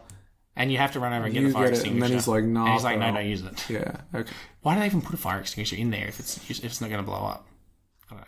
Anyway, so that's why, those are the only we two go. things that you carried from the end: your scythe and your fire extinguisher from the last. I'm just gonna look up quickly if you do anything with Dingo Balloon. Like if there's No, you don't. You've lost it now. No, but if there's something, unless there is, because that's like the only item I can think of. Robert Frost balloon as well, but Dingo. Well, yeah, but that's Robert like Frost for Balloon's an coming. actual achievement or something, though. Whereas Dingo Balloon. yeah, I don't know. Why do you ask for a dingo? I don't know, they just want to Maybe give you. it's They just want to like- give you another option rather than just cat, so that you would have like questions in your mind rather than just being like, I'm going to need a cat somewhere. Anyway, so demon beavers are on fire. You have to like pick up the bones from the start, throw them in the water. They'll jump after them, and then you fire extinguish them as they go down to put them out. You have to do that 3 times. Then you can head through across the bridge to Rubicava, and you arrive there. That guy from the start that I was talking about in that very start cutscene, his name's Celso, because I've written it here. I thought it started with like a C. He's like, you go into the diner, and he's like mopping the floor. He's like the janitor, peasant guy. Did we actually properly talk about Beaver Puzzle? I explained it as you were doing that. Oh, okay. Well, there we go. I said what we had to do as we did that. That one sucks. Yeah, I know that one. I was Google that again. Yeah. This Rubicava bit, I didn't have to Google anything. He gives you a photo of his wife because he says his wife's going to come through. Mm-hmm. You have to like walk off. You walk off into a misty area. I did that, and you have to fall down. Yeah, I didn't do that on purpose. You have to fall down, and then the ship captain rescues you, and then he goes talks to Glottis, and you show him the photo, and he's like, "Oh yeah, that chick left with another guy," and you're like, "Uh oh, that's sad." And then he gives you like a ship's log that shows it, and you show it to the guy, and he's like, "Oh, that son of a bitch, I'm gonna go get him," and so he leaves. Now this bloke meets up with his wife later. Though. Yeah, it all turns out happy for them. I don't know how, but unless the guy she left with was Domino, but it could be. But you wouldn't have rescued it. I don't think so. Also, he wasn't captured by Domino. He was one of your clients, so you wouldn't think that she would be so much better than him too. I don't know what the situation was. He finds her and he convinces her to rejoin later. So then this is the first time jump. So that's the end of the first year. So we're only 1 year in. Yes, this has been going for an hour and 5 minutes. We're only 1 year in.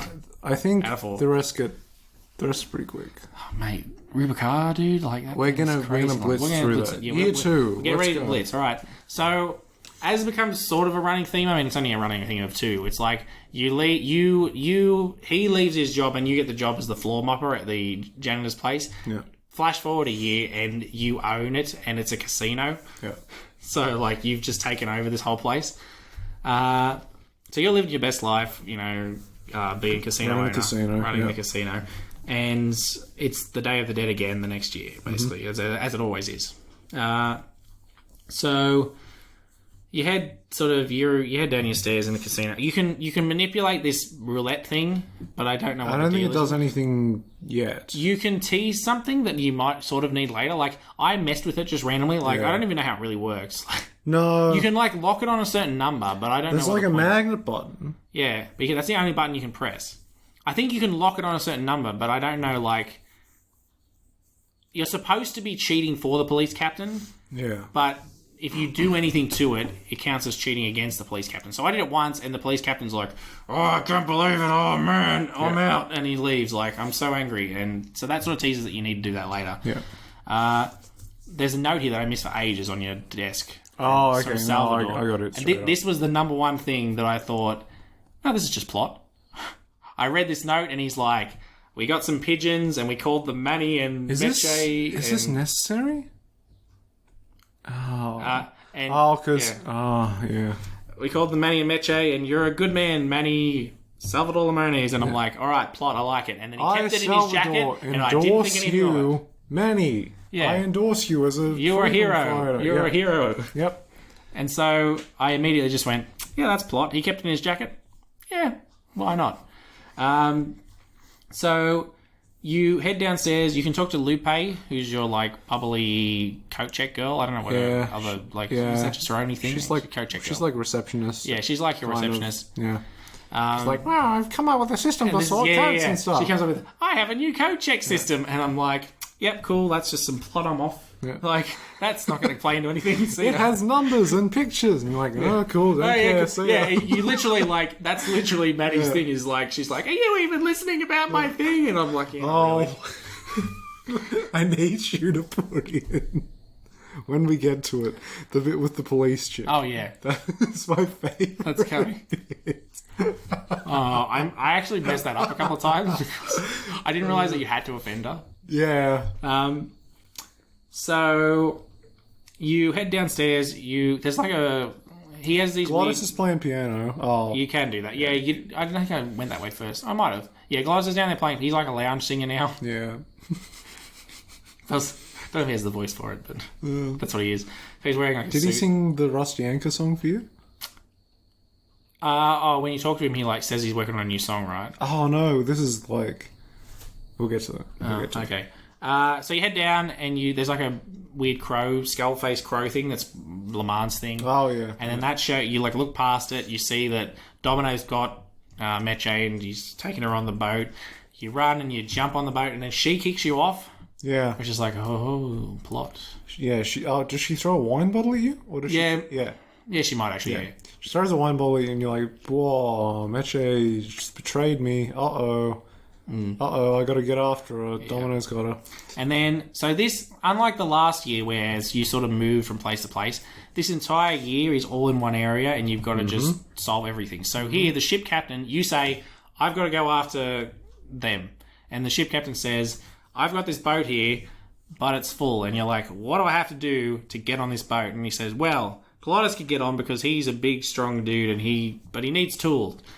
And for you to get on, you'd have to be in the Maritime Union. And also, the person that I actually need to get on, he would have to leave and not turn up for some reason. You're like, I can arrange that. And he's like, I don't see anything sinister about that at all.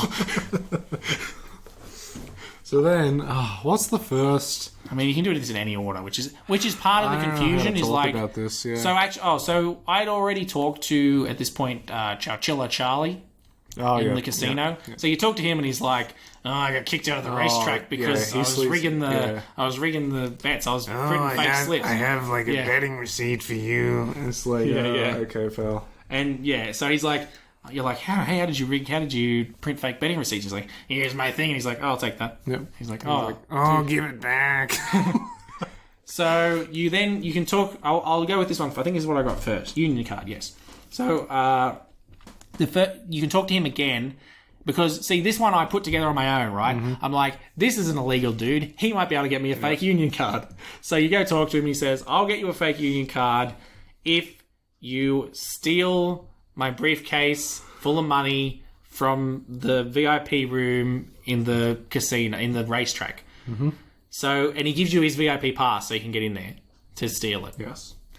So then this one, again, I hate that. So you talk to this I actually went around everywhere before I did this. So I talked to the waiter and he's like, oh, you're not a VIP, get out of here, son. Oh, you must have the VIP pass. You're like, okay, alright. So and then you give him the pass, you go upstairs, and then he just wanders around. Like, see, this one, I didn't understand the logic behind this one, right? He just wanders around. You can turn on the wine and just let it run. And he comes in like, hey, what are you doing that for? And I'm like, I want some wine. That's why I'm letting it run on the floor. Okay, so in the casino, I don't know how we can talk about this. There's so many sort of orders. cohesion, right? Okay, we're going to do Union card. I've got a bit of an order. Okay. So the bit that I forgot was you can get in the VIP land. You've got to go talk to Glottis and you tell him that you have a VIP pass and he steals it and runs. I have, so I did that much later. This is the order I did things. But I've separated them. Okay. So there's more stuff in there, but in these areas, but we'll come back to them in the right order. So he comes in and he's like getting drunk and watching the cat race. It's cat races. There's giant cats or something that race. I don't know what the deal is, but so you lock the wait. There's like a tiny closet that you have to lock the waiter in, but there's no indication that you have to do that. No. Like you literally just open the closet and you just have to stand there until he turns up. And like I was in that room for a while, like doing different things. You have to turn the wine on, and then he comes in. Oh, I just waited for him. I didn't even turn the wine on. I just waited for him to come in. I turned the wine on, and then he's like, but the thing is, when you turn the wine on, he kicks you out. So I was he kicks you out, and then you like go back in or something. I guess I don't know. Maybe that's the way to get him there. But I just waited, and he just walked in. You lock him in there, then. So there's a dude that like gets the new wine kegs and he won't let you go downstairs, which is what you want to do. Yeah. So then you have to, I think you have to tell Glottis. No, because there's no waiter. Glottis comes down and drinks all the wine. Then you use your scythe to open the top of the keg. You get in. I think then Glottis complains, once you're in there, Glottis complains that he want more wine. He lets the waiter out and the waiter's like, oh, can we get more wine? Yeah. Or something Something like that. And then they put you in the elevator. Inside the keg. Yeah. Then, this is even worse. This bit sucks too. You get in a forklift. Number one, forklift sucks. You can't drive it. And then you have to get in the elevator, and then, look, I don't know how you would do this if you didn't know what to do.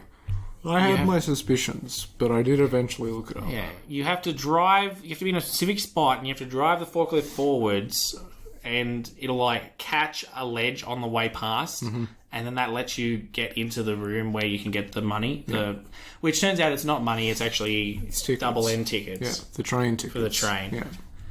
What's it called? The ninth something train or the N something ninth? Number 9. It's the number 9, but it's called the double. Oh, that's why it's called the double N. Number 9. Well, okay, don't worry. That'll do. Because 9 circles of hell or something. I don't know. Sure. Dante. Yeah, because you're in the 8th. Yes. Yeah. So that's one. He'll give you a so Chowchilla Charlie confronts you and like threatens you to give him the briefcase, but he still gives you the union card anyway. Or something happens in that cutscene. But he's a sinister dude. It's basically Yeah, he's a bit of. And then he runs off to never be seen again. Well, until later. But yeah, for now. I mean, for years. Right now. So, God, what do I want to do next? So, either way, you have to go into the blue something. That's the Blue Lagoon. The Blue Lagoon, which is Olivia. I don't know last names. She's like one of those hipster people that She's wears like a jazz wears sort circle of shades like, and and like a beret. she wears a beret and tiny circle shades. Yeah. I like this bit where you can go up to the microphone and you can read a poem. And I read the longest poem you've ever seen because you can just keep putting in more lines and putting in more lines, and it makes no sense. And then everyone's like, because they're not allowed to boo, right? Because they're all hipsters, so they have to go. And then if they're your friends, which you can become friends with them, but yeah, otherwise, but it's like you'll be like, oh, darkness, my arm and my leg. You just say a word, just complete and then you say non-sequiturs. the end, and then they're like. So you walk up the stairs, and there's this girl called Lola who I wasn't sure if you'd ever met her before. I don't think so. Yeah. At first, I thought it was Lupe for a second. Yeah, so did I. Yeah, but it's assumed you know Lola. You know Lola, she's around. Yeah. And she's trying to catch Nick with Nick, who's like a lawyer. Nick is a lawyer for the other big. I think his name's like Maximiliano or something, or something like that. Bogan? Is it who's Bogan? Because I know that the bees at some point are like, hell no, we won't work. Oh, that's the chief. Bogan is okay. Well, there we go. That's the chief guy. Okay. Yeah. I think his name's like Maximiliano or something like that. Or there's an achievement for it. It doesn't matter. We call him Max. But he's the lawyer for this guy, but Olivia's his wife. So Olivia is Max's wife. Max's but wife. Nick is on with her. Yeah. So she's taking a photo of that too, like, because Lola she. Lola's Who taking does she love? She loves one of them. I think she loves Max, right? Lola loves Max. She wouldn't love Nick, right? Max. She loves Max. So, and then he chases her away. Like, he chases after her because she gets a photo. So, I've got Getting Rid of Naranda as the next one. Oh, this one's so long. I mean, they're all so long. Actually, they all take so long. Yeah. Okay, we'll This do Getting Rid bit of Naranda. in the Blue Lagoon is funny though. Oh yeah, Because you're like, hey, why don't you're talking to Olivia? Like, hey, come on, tell us a poetry. Do some poetry. She's like, oh, I don't know if I could. It's like I kind of own the club, so I don't know if I should. And you're like, no, just do something. She's like, okay. And she runs out and she copies whatever you said. Oh, does she? Yeah, she does. She did my exact poem again.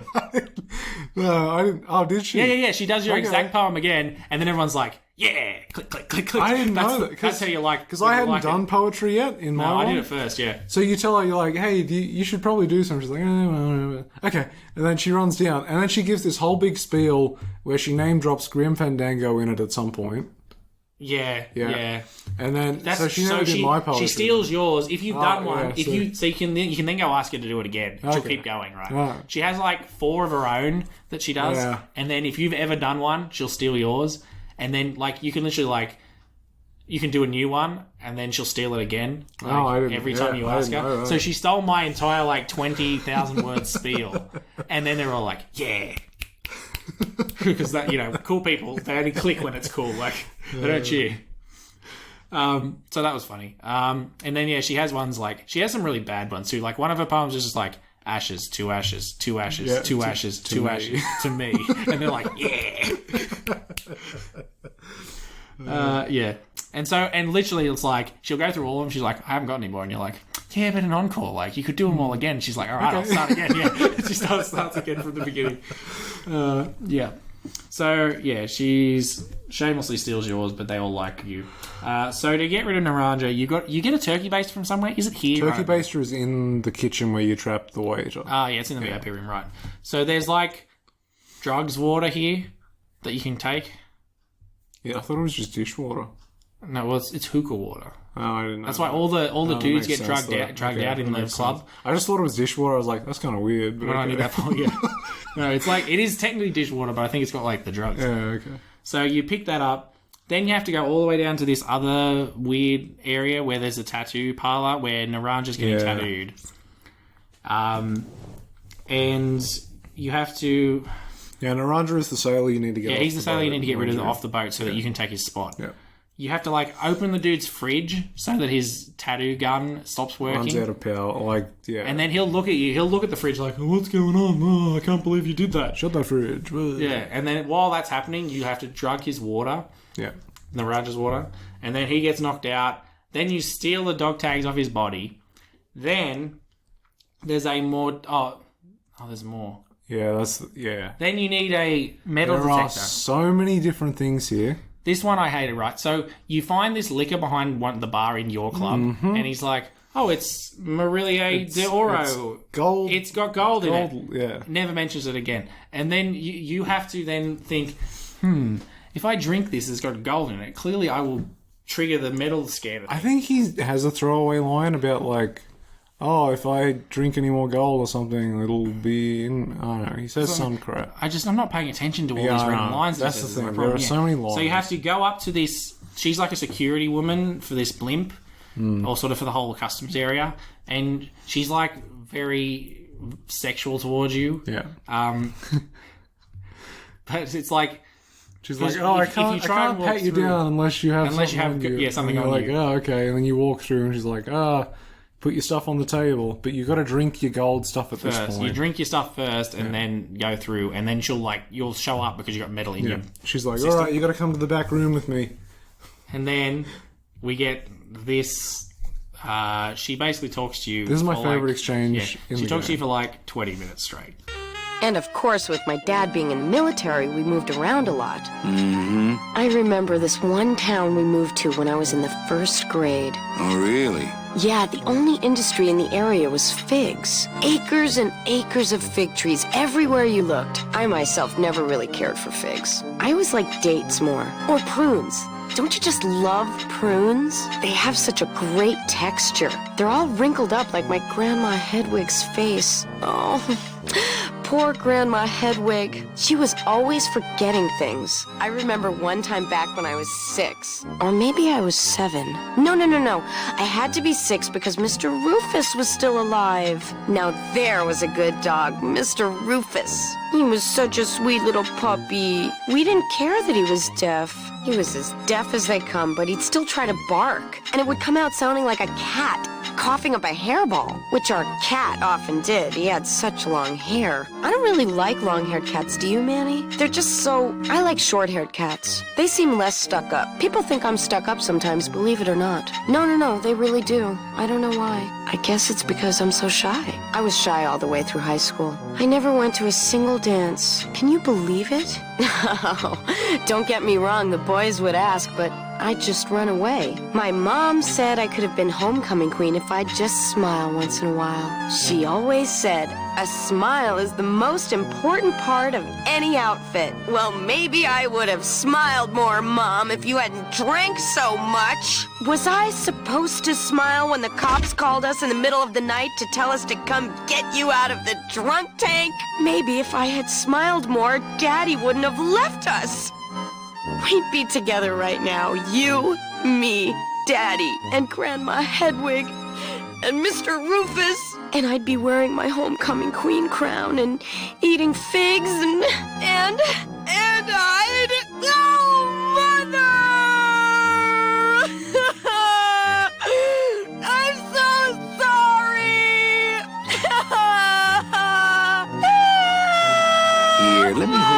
detector for you while you cry. Did you just come back here to ask to borrow my metal detector? Yes. What is it with you in this thing? I'm sick of it, Manny. If this is all you want, you can fight the cats for it. Why is it all men are after the same thing? Except you. The only woman you care about is that Calamar dame, and she split on you. I don't know what she did to you, but you know what? I'm done trying to figure it out, pal. Carla. But you can just let her go, and eventually she just breaks down into crying. And then so the thing is funny. like, you eventually you can keep making like noises, and she'll keep like you keep saying things, but she'll just continue. And She just keeps talking. She's like, "Oh yeah, oh back where I live, there were like yams or something, Prunes, or I think, prunes." yeah. And then you're like, "Oh yeah, prunes are good, prunes." Like you just say them as if you're agreeing with her the whole time. you can even like pretty much insult her as she goes, and she just keeps going. Yeah. But there's always a third option, like, did it make you think about that metal detector? Like, I wonder what the metal detector would think about that. Like, maybe you should give me. And then at the end, it's just like, you're just like, maybe you should give me that metal detector. And she's like, did you only come back here so you could get my metal detector? And I'm pretty sure I was like, "No." And you're like, no. And she's like, oh, okay, good. And Anyway, then she prunes. starts the story back from basically the beginning. And then there's like, it comes up and I was like, no, I think you were further forward than that. And I was, but she just keeps going. Weren't you at a bit about a metal detector? What are you talking about? The metal detector? Eventually, you just have to say, "Yes, I was just here for the metal detector." I'll show you. Yeah. And she throws the Throws it metal out the detector window. out the window. This bit sucks. You got to go down to the garbage thing. Yeah. You got to. What do you need the can opener for? Oh, because you gotta open up the wine can in the. Oh, that's what you need the can opener for. I was thinking you need your scythe. Yeah. Yeah, no, you need that to open the wine. Because when I was down in this trash bit to begin with, I saw the metal opener there, and I clicked A to do it, and he's just like, "Oh yeah, there's some pretty big cans or something." I was like, "Okay, guess I can't pick that I up." picked it up and then I opened the can that was right there. Oh, okay. Like, they let you do that for no reason. I couldn't. Yeah, because I didn't get the prompt initially to pick it up, I was just like, "Bah, I guess I can't pick it up. Whatever." And then later, I was because I was looking at the walkthrough. It was like, "You need this," and I was like, "Ah, damn it! I bet I can pick it up." Yeah. So you have to go down to this, like, it's like a kitty litter area or something. Like, that's the idea, because they're cat races. Yeah. And you have to go to a specific spot, and you just scythe to scoop up the metal detector from where it landed. And then, so now you've done all this complicated stuff. Now you've got to go to, there's a morgue, and there's two bodies that this guy's like, oh, I can't find out who these guys are. Yeah. I can't identify them. And so you, like, when he's not looking, you throw You have the to dude's throw dog the dog tags. tags that you got from the drunk dude at the tattoo place. Yeah. And then you're like, hey, dude, do you want this metal detector? It might help you. And he's like, haha, finds the dog tags, calls the guy, says, oh, man, your dude's dead. And he's like, that was that guy that Manny said he might vaguely get rid of. That doesn't seem suspicious. Oh, well. And there's one good line here where, like, Manny says something about, like, oh, what sort of idiot would wear a belt with their name on it or something? And then the morgue guy turns his metal detector to you, and you're like, oh. Okay, we're pushing through. So, to get the tools, now, I'm not sure what the clue is here. Like, What tools are these? I don't remember this. off the bees, you get the tools for Glottis, right? So this is all the start of the bee story. remember This is the this. start of the bee. That's what this is the next bit that we're I doing, remember right? this. So I don't know what the clue is here. Like, these dudes in the club are vaguely hipster, like, and they sort of talk a little bit Yeah, it's about, assumed like, because, like, these guys are more man, sophisticated. society, Yeah, it's like yeah. crazy, They're, man. like, all hip. And, like, so it's assumed that these bees don't know... These bees can't talk. They're stereotypically, like, just dumb workers they that got no can't idea. articulate They themselves. don't have, And there's a book that they have, but you don't know what the book is. No. It's just a book. You walk up to these hipsters in the Blue Lagoon, and you're like, hey, can I have that book? And they're like, get out of here, you narc, or something. Yeah. And then you hand them this note from Salvador that says, hey, you're a hero. And they're like, whoa! You know Salvador Wow, yeah, wow, like, here you go. And now when you do poems, they'll like you. Yeah, so you get this book from them, and then because the bees are like, it's like, he's struggling to find the word. He's like, the workers must seize the means of, I don't know. And you hand him the book, and he's like, The workers must seize the means of production. It's like I don't know. I think it's a real book. Like I think it's a real book. It's like something like about organizing labor or something. Bloody no. It's one of these, pro-union things. Yeah. So then he like starts making speeches about all this stuff, and he gets arrested by the sheriff, by the police chief. Bogan. Yeah, Bogan. Yeah. And then you have to get him out. So now you need a lawyer. So where do we know a lawyer from? Yeah. So back at the VIP lounge, there's Nick. Now, this is the problem, right? So you can go in and talk to Max and Milano or whatever his name is. Yeah. I never did that. I'm just going to call him Max. Yeah, Max. I talked to him. think it is Max. I never talked to him, right? Okay. And this is a problem because it's a crucial clue to the next bit. So, because I was like, okay, I'll talk to Nick and then I'll go check out all the other doors, So I talk to Nick and you exhaust all this dialogue and at the end you're like, hey, I need a lawyer to help these bees. And he's like, nah, bro. And then you vaguely threaten to tell Max about him and Olivia, and he's like, oh no, blah, blah. And like he has like a little like a cigarette case or something, but when he like opens it at some point and it makes a clinking noise or something. Yeah, something like that. He makes a noise or the key falls out, and then he leaves it there when he leaves, so you just take it. What is this key used for? I don't remember. God, I've got it listed here in a sec. But so then he goes into the room, right, and then you can't go in to talk to Max. Oh, okay. So I never got to talk to Max. I've never seen Max. Yeah. I don't know what he looks like. Oh, really? I don't know who he is. I spoke to Max, so I was like, he says something, he's like, how's your casino going? You're like, yeah, it's fine. Anyway, I think Nick's cheating on, like, Olivia's cheating on you with Nick, and he's like, Nick wouldn't do that. I'm like, I can probably get you proof. And he's like, I don't know, pal, whatever. But yeah, Max doesn't, he's in one of the cutscenes at the end. No, or like when you eventually get shut down or whatever, Max is there and he's like, oh, I don't know. No, I probably didn't even notice it. Yeah, exactly. But he also says something about him proposing to her on the day that the cat died in the race, right? And so I never got that, so I had no context. So anyway, this key, where am I up to? There's a key in there, but you can't work out how to open it. So then the next thing you have to do is you have to you go back to Carla and you have to somehow like trick her into thinking it's a bomb. Like you you distract her and then you throw it on a desk and, Carla being you're the like, police chick. and you're like, where did that come from? And she's like, oh my god, what? It's a suspicious package, and then she blows it up. Yeah. And then you get the key and you're just like, all right, thank you very much. See ya. Thanks for defusing that bomb. Then that's the key to the lighthouse. Now, I didn't even know the lighthouse existed because it's off the front of screen where the bees are. Okay. And I didn't know you I'd could go walked there. to the lighthouse and it said the door is locked. And I was like, huh, okay. But at no point did I piece together that key unlocked I had to. Well, I didn't know. I'd never seen the lighthouse. Yeah. Didn't know you could go to the lighthouse. I walked thought there. that was just an edge of a pier where the bees were standing. I had to go. Like when I walked through it, I was like, oh, there's a place here. Yeah. So, No, because I tried the key I on had like no idea every what the door key possible. did. Like, Yeah. there's a key, there's a door that leads up to like where the boat used to be, and he's like, "There's nothing up there anyway." I'm like, Okay. "I'll try Oh, it anyway." yeah. And then there's like the door to where your car is stored, and he's just like, "Only Glottis can open that." And I'm like, "Okay, cool. I don't know where this key." And then I googled it. Yeah. So you go there and you go up to the top of the lighthouse and you encounter Lola. Lola? Careful, Manny. You may not want to see me like this. Lola! Did Nick do this to you? Yeah, he wanted that picture real bad, but he's never gonna find it, that fink. I'll get him, Lola. I'll show Max the picture for you and fix Nick for good. Just tell me where you hid it. Oh, Manny, it's all my fault. Always falling for the wrong guys. You know, I even had a thing for you once.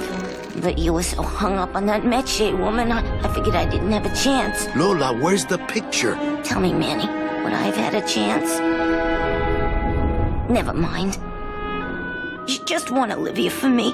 Tell her to improve her taste in men, or she'll end up just like me. Tell her to get a nice guy, Manny.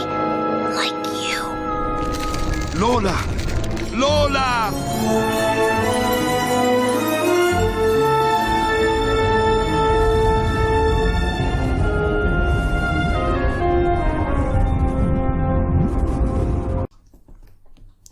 So Nick found her and basically killed her. Like, Nick, so there's like slow acting and fast acting sprout formula. So she wouldn't be in slow acting, I guess, because she got shot with convenient plant bullets that only make her turn into a flower when someone she knows can see she her. got there. Yeah. Anyway, she's like, "Oh, would I have had a chance with you? I loved you," or something. You're like, What? she says that. But she loves Max, right? Oh, Isn't that the point? she says something early. She says like, "Oh, early on, I liked you. Tell me, Manny, would I have had a chance?" And you just kind of stand there like, Well, so then she dies, and you search her corpse, I think, and she gives you this ticket that says like number 22, lengua, something like that. yeah, it's And like then- a tongue picture. Yeah, it's like a tongue. then And then if you're you're a like, smart wow. person, you would have put together that that's this woman's That's the coaching sorting thing. system, If you're me, yeah. it's like that was the first conversation you had in year 2 where you're like, I don't know, what's this for? Like, what's this got to do with anything? Yeah. I was like, I really expected to find the photo. Like, why do I have to do all this? So she's got a really complicated system, right? Oh, she took this photo, then she was like, I gotta hide it. I gotta hide this thing right now. This is this guy. She puts a thing in her coat. So you go get a coat off Lupe. Inside the coat, there's a piece of paper that says, like, the Rusty Anchor or something. Number 36, Number the Rusty 36 Anchor. Rusty Anchor. And for no reason, you can somehow give this to know... Glottis, and Glottis will sing a big song. It's just Glottis singing a song. It's pretty good. Because I didn't know... I don't know how you find out that you need to go to this specific guy, like the tattoo guy.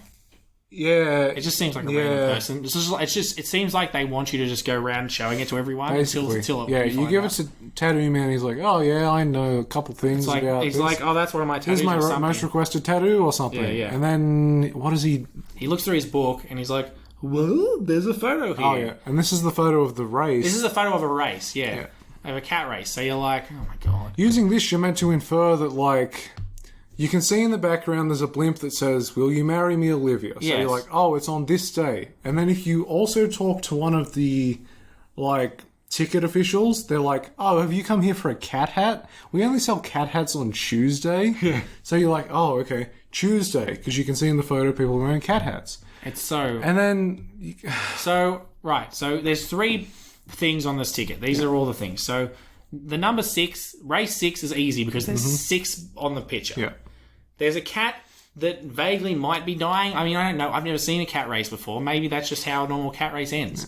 There's a dead stuffed cat at down the bottom somewhere that it says, this cat got hit by a blimp and died on week 2 of the season. Week 2. Yeah. And then if you talk to Max, he'd say, I proposed to Olivia on the day that cat died. Yeah. But I didn't know that, so I didn't have that context. I assumed 2 had something to do with it because it wouldn't just be random information. Yeah.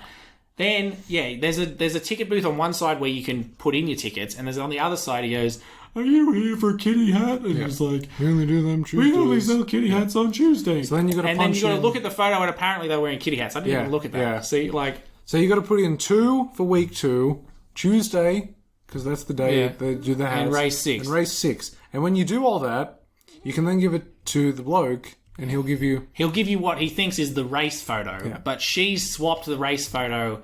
That's what you're supposed to work out. Like, well, if I've got the race photo, there must be something else in the slip that shows the race photo. So you then, like, look, you swap. It's the picture of Nick and that. And then you can use that...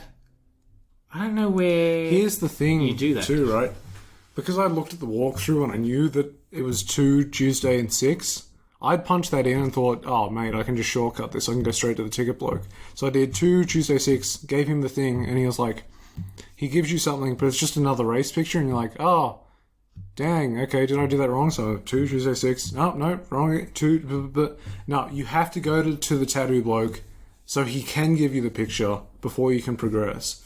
Like, you need to see the picture. I was going to say, that's weird continuity. Like, I get not being able to do it before Lolo died, because technically, when she's still alive, she could have swapped it at any time.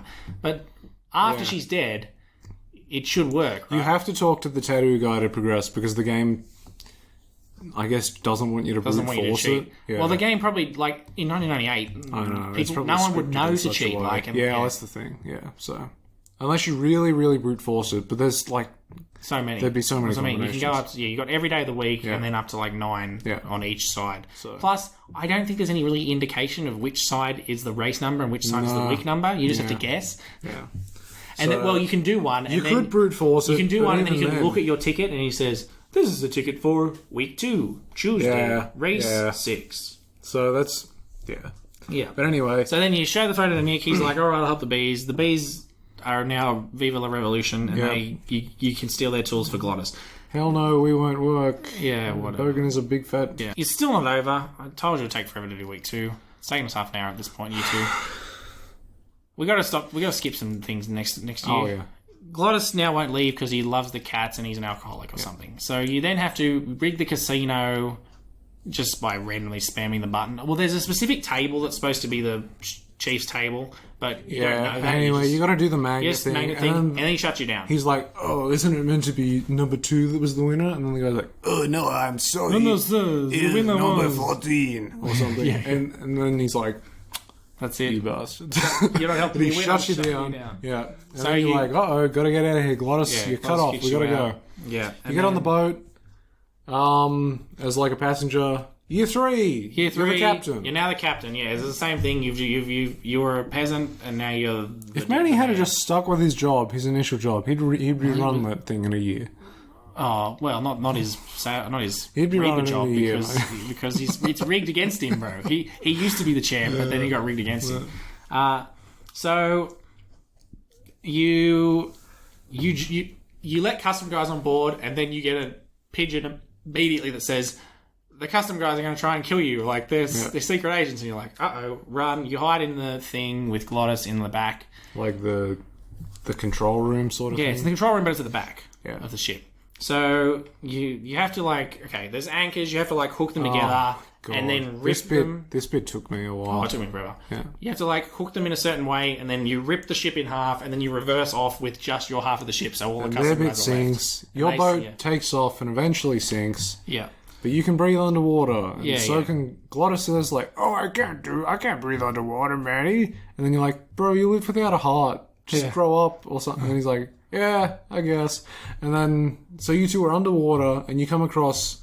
Chipito. I was going to call him Chert, but Chert's from something else. Oh, Chert's from Outer Worlds. Yeah. Yeah. Outer Wilds. Outer Wilds, yes. It's Chipito. So Chipito... is like a little dude in a diver suit with a light in front of him. He's going to let it shine. Did you know that? You better play his final like cutscene. At the end. When we get there. But yeah, so you talk to him and he's like, oh, he sings his song and you end up back at the start. Yeah. And you're like, you moron. And he's got like a light. He somehow indicates, you're like, because he's like, instead of waiting for the boat, I decided to just walk through the ocean. And you're like, how do you know you're going the right way? And he's like, you see that over there? That's the moon. I always keep it on my left. Now, number 1, astronomy, that doesn't make any sense. But number 2, you know that that's not the moon. So he's just been right here working in a circle the whole time around this thing. Which obviously proves when he works to walk in a circle. So I think you're like, okay, see ya. And he takes one step and you're like, come here, you. And you're like, grab him basically and take him. You take his light, and you get over... It's like the near pearl. The pearl thing. Which glows. You see a big octopus thing, and it's like spooky. Grabbing people, and it controls a boat or something. It lives in a submarine. Anyway, you bait Chipito. He gets trapped. Yeah, you get in the submarine, you sail away. You end up at like this prison facility. Yeah, basically, it's technically a coral mining facility, but it's the prison. So it's where Domino. We're just going to blitz through things now because like we've spent way too much time on the second part. Domino is keeping all the people that are actually good people that he's scummed out of tickets there. So Meche's there, but she hates you now because apparently Domino said, "Oh, we're best buds. We're in it together. Let's go." Yeah. And so like Domino's like, "Hey man, you're now the boss of this place. Let's go." And you're like, "I don't want to do that." And Mercedes like, "You son of a bitch, you're gonna be the boss of this place." And then Domino kills Glottis. Technically, I should have played this cutscene. I'll play it right now. Meche, Manny, what are you doing here? I wanted to see how your trip was going, Angel. I am your travel agent, you know. By the way, thanks for that bottle of champagne you sent me. It really hit the spot. You were headed for a trap. I was trying to warn you. Domino was using me like bait. I didn't want you to end up a prisoner here like me. Prisoner? Where's your cell? Or are you just sharing a bunk with the warden? If that's what you think of me, then why did you come here? Because this is where he belongs. Here, working for me. I knew you'd come around eventually. Right or wrong, Manuel Calavera is always with the winning team, right, Manny? That's why you're here now. I'm getting off this rock, and I'm taking all of these people with me. Manny, there's no way off this island. I'm afraid you're stuck here in my little executive training program. See, I need you to take my place here, kid. I've got to get back to the city where the action is. Sorry, Manny, but I had to come in. My skin was getting all pruny. Him, I don't need.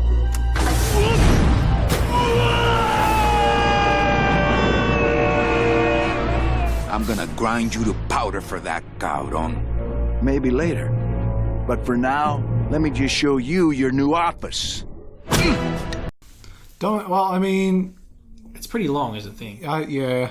It's an important cutscene, I guess. Domino pushes Glottis out of a building. I thought it did the hatch thing, but yeah. Oh yeah, that's right. Oh, something. He does the Mr. Burns, Yeah. Either way, Glottis falls down a waterfall. Yeah. But I'd done some You think he's exploration dead, but- beforehand and found there was a boat down there. So I didn't even know you could. I didn't know you could go anywhere but inside here. And Yeah. Until So I saw there was a boat there, and I was like, huh. Yeah, Glottis just fell on the boat. yeah. Yeah. So okay, again, this one. Eventually, you see Chipito again. He's working in a slave labor camp now. You trade him some stockings. Yeah, okay. and Now I want to something. get to the stockings bit quickly Okay. because I didn't like this because she's there smoking with her little ashtray, and you have to move the ashtray at the specific moment that she's going to drop her ashes. I did it first try. I must have fluked. Because I moved it so many I times, must have and I didn't absolutely know that was fluked what it. you're supposed to do. Yeah. Until I looked it up, but I'd done it heaps of times because the camera angle's so bad. I always would accidentally click on this little ashtray, and so you move the ashtray, and she burns the stockings and takes them off. I hate that it's timed. I wish it was just you did it once. Yeah, and it would work. I must have fluked it. I did it first go. So So you get the stockings off him. There's two little angel guys that are stuck in a cage. You insult them a bit, and they throw their little tiny hammer at you. Yeah. You somehow convince Chipito that a bustall is worse than this tiny He's hammer. got a pneumatic drill. Yeah. And you're like, bro, just take this You need little this little hammer. chipper. And he's like, all right, little sure. chipper.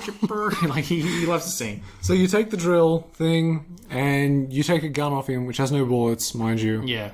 And you show her the gun. Go back up to Meche, and you're like, here's a gun. Yeah, And she she's wants you like, because she thinks you're a scumbag, and she's like, if you want to prove you're a good person, you'll give me your gun. And I'm like, I don't have a gun. Yeah. So you give her a gun, and she's like, "Oh, you moron! I have a bullet in my hat or something. Yeah, I'm a keeping bullet." So she threatens to kill you, and Domino's like, "I don't care about that guy." And she's like, "What?" Yeah. It's almost like that's what he's been saying the entire time.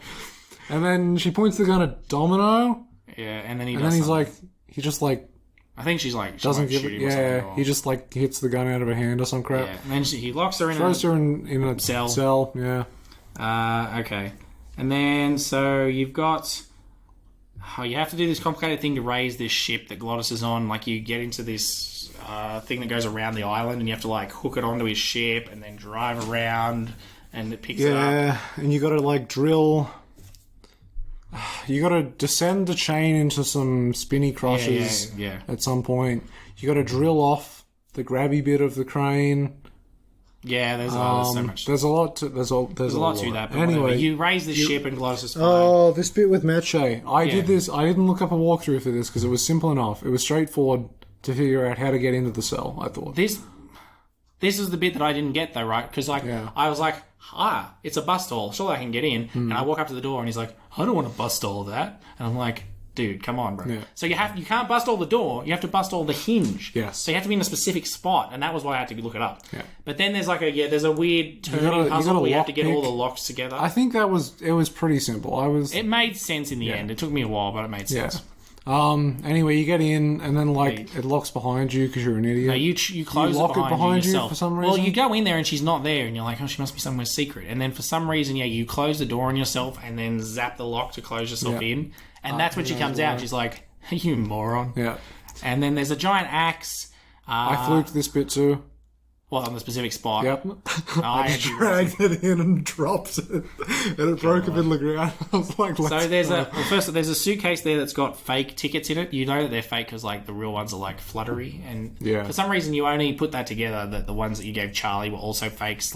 Now a year later, you have to put up the axe to break the floor, but you have to. Oh no, you have. Did you do this immediately, or as soon as you walked in the room? Oh, I picked up the axe because I faffed about in the first room. I thought maybe the knight would take it.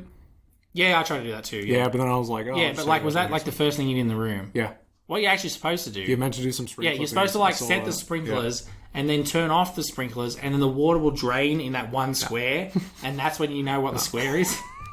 This whole You just broke it. Just skipped it. Okay. Yeah. And then that's basically the end of this year 3. There's a cut scene where Domino sees you and he chases you with his tentacle man, like his octopus submarine. Octopus boat, yeah. And then you have to like, you can't fight him, he's too good at fighting. So you... Did you try and fight him? Oh, yeah. I didn't even bother because like I knew I saw the eye and I was like, that's absolutely what I gotta do. I just swing for the eye. Well, I tried to fight him with fists, and then I tried to fight him with scythe, and then I was like, Yeah, you stab the thing in the eye, it flies away. Domino gets like crushed by the crushers at the front of your thing, which you needed to, like, Glottis put them on because you need to get past the coral or something for some reason. So he gets crushed. The angel dudes save you. That's the last you ever see of the angel dudes, really. And then don't they rock up like near the end when they're trying to get in? That's like the next cutscene, and then they're gone. So yeah, that's done. It's now year 4. You've trekked across the entire globe. This year has just been you walking with like all together. Glottis passes out and falls off a cliff. Yeah, well, you get up to the top of this big temple thing, and then there's this like guardian that's like, oh, you don't have tickets, you can't get in or something. Well, yeah, at this point you think that they're going to get in. He's like, waiting room 2 for you, and then you go in. But then, Glottis falls off, which gives you a reason to separate from them. You head down. I head down and talk to the coffin guy. Yeah. You see a coffin, and it's the little midget the short pops bloke out. from the beginning. Yeah. He's like, I got this mug. That's all I had to read, and it says something really inane, like you know. I don't know what it says. I was gonna say like world's best boss or something, but I might say something like that. I don't know. But I think it's I don't know. I thought it was like a proverb. But anyway, it's filled with foam. You'll need that in a minute. Mm-hmm. You head back up to the statue, and he's like, "Oh, they don't have tickets, so I'm gonna send them to hell." Haha! And you're like, "Oh no!" And then you say like, "Oh, all these other people have fake tickets." And then a train comes through, and you've got all the like people that Hector has sold the tickets to on the train. And he's like, "You're right," and the train like Nick jumps included. off. Nick the lawyer is on the train. Oh, is Nick on the train? Yeah, is he? Nick's on the train. Yeah. I was wondering. I was trying to think. There was one guy that it zooms in on, and that's Nick. Yeah. And then he's like, "You're right," and the train turns into like a devil thing and like dives off the tracks into like it's so cartoony, and I love it. And you're like, "Uh-oh, that's bad." I think that's all you can do at this point. You just say, "Oh no, we got to get the tickets." So Glottis is like dead. Yeah, you head down to this thing, and there's mini Glottises in little mechanic outfits, and they're like, "Oh no, the master is dead," or whatever. You know. Now, before I went down, you go upstairs to like the big train sort of area, and Chipito is walking around. He's like, Hey, how'd you get free? I was born free, Boatnik. Nobody gave me no ticket, so nobody can take it away. So what are you pacing around here for? Trying to unwind a little bit. All those years circling in one direction. Gotta even out my life in this world before I go on to the next, you know. Well, that ought to do her. Goodbye, Chipito. Happy trails, Captain. And thanks for setting me straight back there in the drink. This little light of mine, I'm gonna let it shine. This little light of mine, I'm gonna let it shine. This little light of mine, I'm gonna let it shine. Let it shine, let it shine, let it shine. Hide it under some seaweed. No, I'm gonna let it shine. "Oh, I've been walking this way my whole life. I'm gonna walk the other way in a circle to balance it out or something." So he finishes that, and then he sings his little song as he disappears off to the afterlife or whatever. You go down, you see Glottis, he's like, "Oh, I'm dead," and they're like, "Oh, he's dying because he hasn't driven a car really quickly." Like, okay, sure, whatever. Sure, makes sense. Then you have to do a weird thing where you like you have to like, there's like a toaster or something. You have to set it on fire. You catch the toaster on fire, and the packing foam pings around. This is one of those things where it's like, you know, you have to cause the packing foam to go crazy so that the guys will be like, "Oh my god, that's good fuel. Do you have any more of that?" And he's like, "Only a whole casket full." Yeah. But like, you know that it catches fire, so couldn't you like? You have to do a puzzle instead of just saying, "You know, this is pretty good fuel. We could use this." Anyway, so you're shooting back to your original city because like You need to get the tickets. Yeah, you So need to the go back real to tickets. El Maro is where you were to start with. That's the first city. El Maro. Do they Maro. say Maro? I think they do. It's spelled Marrow as in bone. As in bone marrow, Yeah, but I think they say El Maro. Yeah. You go back to the city because Hector Le Mans is doing bad stuff now or something. Yeah, he's made the city... Oh, he's also sent you a letter that says I'm going to kill you. Yeah. Yeah, anyway. So first you arrive at Rubicava. Domino, well, like, I like this bit where you open it up and the car's there, but there's also like a whole domino like chain set up with TNT, and you're like, and Glottis like, who could have possibly done this, Manny? And you're like, man, I don't know, Glottis. Dominoes, I don't know. But like, so event, Christ, let's just, you go back to the Blue Lagoon, the bar, you get a bunch of that, like, crappy drink. Yeah, you end up with liquid nitrogen as well somewhere. Yeah. I think you get that from you get it from the tattoo guy. Olivia's there, and she says she wants to come with you. Yep. Olivia comes with you.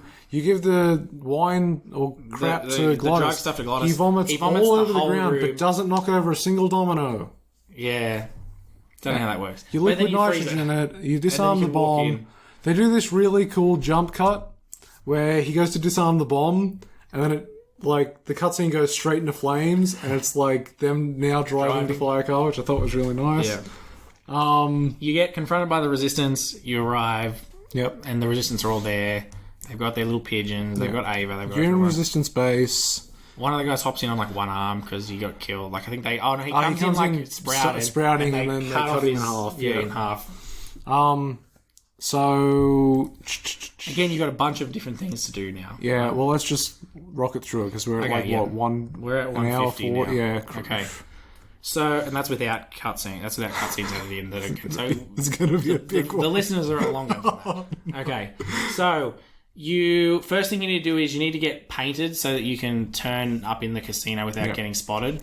So there's like these dudes that are trying to be like, I think his name's like Johnny something. Johnny, I'm not trying to know. Johnny, who knows? Whatever. They're like, and they're really posh dudes and like, oh, I'm the best impersonator of this. Oh, I have the best, I've got the leading role or something. Yeah. And then you climb up there and you drop coffee on them. Which, these guys are the dumbest idiot. You get the hot coffee, you climb up the ladder, literally right next to them. You pour coffee down on them, and then they're like, did you just pour coffee on me? Did you just pour coffee on me? Absolute idiots. And they run off. Yeah, so they get into a fight. Oh, we're short people, we'll paint you. Now there's like a snow machine. It's a grinder thing. So you can put the guy's arm in it. The guy that got cut in half, you can take his arm. But this is the one where if you press A, there's a certain order where you do it, where he'll try and pick it up and then put it back down. And if you press A, he'll just grind it. And you can't pick it up, so you have to press B. It's the only time in the whole game you have to press B to pick something up. I got the arm out, I put it in, and I didn't think I had any. There's a certain glitch with ordering where he'll look like he's going to pick it up, and then he just goes whoop and just puts it back. Okay. Yeah, and then you can only grind with A, so you got to pick it up with B. So you get the arm grindy thing, which just grinds bone. The next thing you go down, you get painted like. You get face paint on. You head up. You need to get a suit off Charlie in the casino. Yeah, that's one of those next steps. So. Meche's there, which I didn't even realise was her to start. Oh, you haven't we haven't met the scientist bloke yet. No, we'll do that in a minute. Oh, we're not up to that? Well, we are. We could do it in any order, but we're doing this order because this is what I got written You're at the casino, you get... You see the guy with one arm's there in a trench coat, like... He's like, I am reclaiming these machines for the revolution. Like, he's forcing them to pay. You get the Charlie bloke's there. Meche is like pretending to be his wife or something. Well, pretending to be into him, I guess, because he would obviously know that he's not. But I'm pretty sure she refers to him as my husband. Yeah, but wouldn't he? No, that's not the case. I don't know. Unless they have like a real quick shotgun wedding. I guess. I don't know. It's like it's Vegas. Yeah, El Maro is like Vegas. It's essentially Vegas. Yeah. So you have to like. You get her to throw a towel on him, and he just can't remove it himself for some reason. He's like, you stop playing with me. Yeah, and then you get the dude to rig his machine to win. He gets paid. She then like indicates that she's gonna have sex with him. He takes off his suit. Yeah. They go up. Obviously, she like knocks it out or whatever later. Like, I don't know. And then you can go in and get the suit. Yeah. So now you got a suit. I don't know how the suit fits. This guy. Yeah, he's this Charlie bloke is so short, and you're massive. Anyway. Now the only thing you need more is a gun. You need to get the gun. Yes. So this bit there's a photo of a dude that died there's a photo of the dude that got killed by the florist who was like the secret agent, and you got a camera showing that the florist is working on him. So in this one, florists are like the equivalent of like demolitions experts because like weapons. Yeah, because the flower serum kills people. That's the idea anyway. So you have to. I like this puzzle, even though it took me. I didn't work it out on my own. So you got to give this picture to the pigeon. You show the picture to the pigeon, and you give him the note that Hector sent you that says, "I know what you're up to. I'm going to kill you." And so he flies to the dude that's dead, which the florist is working on. Conveniently for you, your pigeon gets eaten by Hector's crow, so he thinks it's from Hector as well, definitely. Even though it's signed Hector at the bottom, and then he's like, "Oh my god, oh my god, he's going to kill me!" This dude runs away, dropping like flour serum where he goes. So now you have to like use your bone cruncher thing to look like to find where he's gone by grinding it on the ground and seeing where it pops up. You leave it. You get to his florist place. Well, you get in a car. There's a giant crocodile. You have to like trap it. You got to do a thing where you use the hydraulics. This one I found is funny too, right? Yeah. So you walk into the fireplace. Oh my god, I hated this. It was a dumb puzzle to it. I hated it. But conceptually, when I read the walkthrough, it was funny, right? So you walk in and he's like, "Oh my god, the assassin! He's come to kill me! Yeah. Oh my god!" And he's hiding behind his thing, and you're like, "Dude, I just want your gun. Can I have your gun, please?" And he's like, "Oh no. Is this where you get the gun?" I don't know. Yeah, because you say like, "Oh, I'm not here to kill. I'm not sent by Hector. I'm not going to kill you." And then he's like, "Oh, you're sent by Hector. You're going to kill me."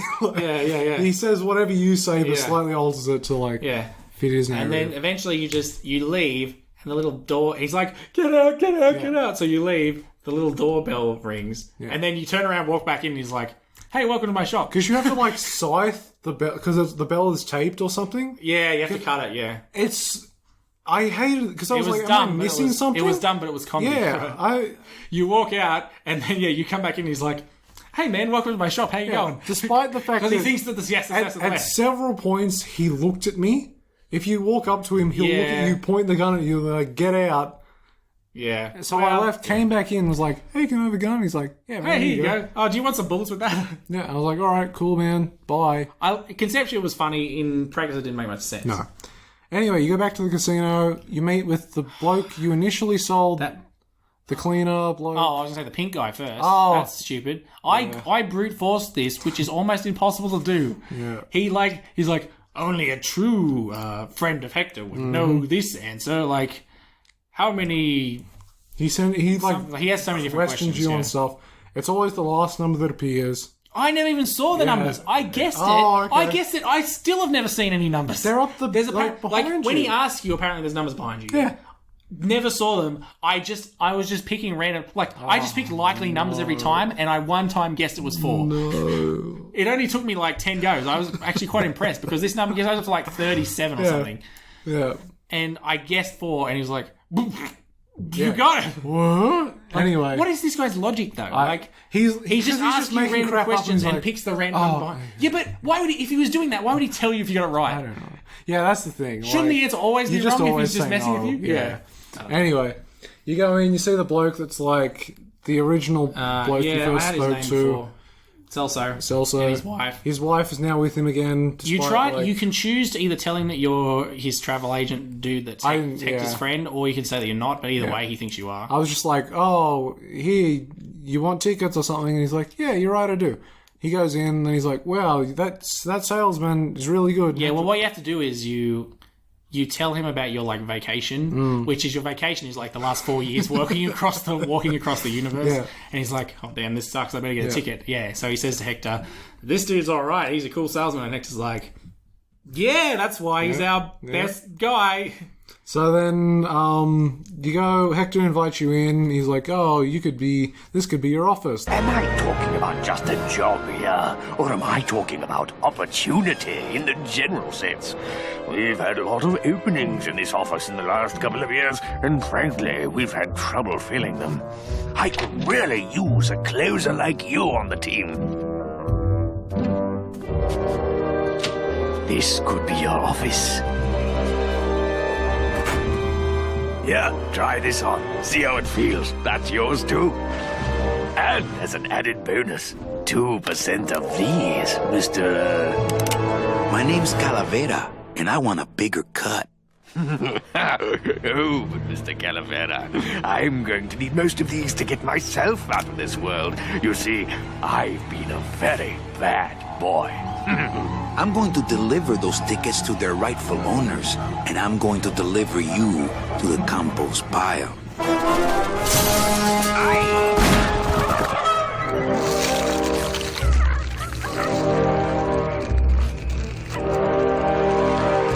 Then you're like... Yeah, he takes you to the... Oh, you're actually already there, aren't you? Like, the offices of the original place, but it looks like a casino now. He's like, yeah, this could be your new office. And you're like, yeah, I don't know about that. You pull a gun on him, then his bird comes in, and you shoot the bird. Your pen's run out, that's fine. My pen's run out. Just write on your phone or whatever. Bird comes in, you shoot the bird sprouts plants. In the time it's taking you to shoot the bird, Hector, this lumbering fat skeleton man, has somehow jumped out a window. Yeah. Oh well. You chase him. There we go. Pen's working, guys, don't worry. Good job. You chase Hector out the window. He, like, tries to make this leap and then falls, like, 10 stories, but not before tossing some tickets to the adjacent building. You got to do a dumb puzzle here. You have to, like, pour the sprout solution and then grind the bone so it will expand, break the thing, knock the leg down, you slide down, you get the tickets, you think it's all finished, you come down, there's Olivia in the car. Olivia had headed off with Salvador. She's like, she feels like before she was, like, attracted to him was the idea. And so she's like, oh, I'll go with you and we'll... Yeah. So, Glottis and Meche are fighting off a bird or something, because they have the tickets, and then you're like, oh, I'll go after, what's his name? So you go with Olivia. Yeah? Oh, is this now? I thought that was in the end. No, this is like now. They're fighting, they grab the tickets, and Glottis and Meche grab the tickets.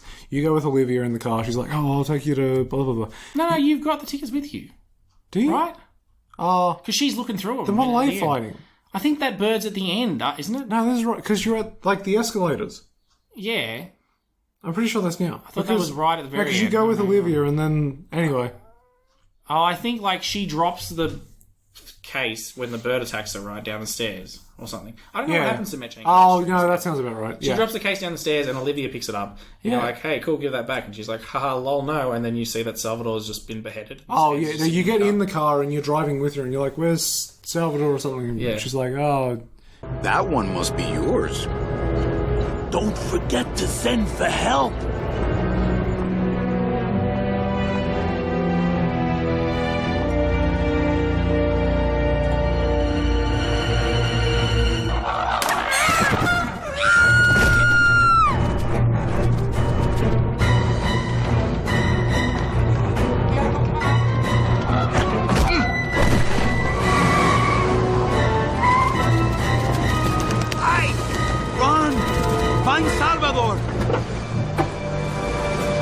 Get in, quick!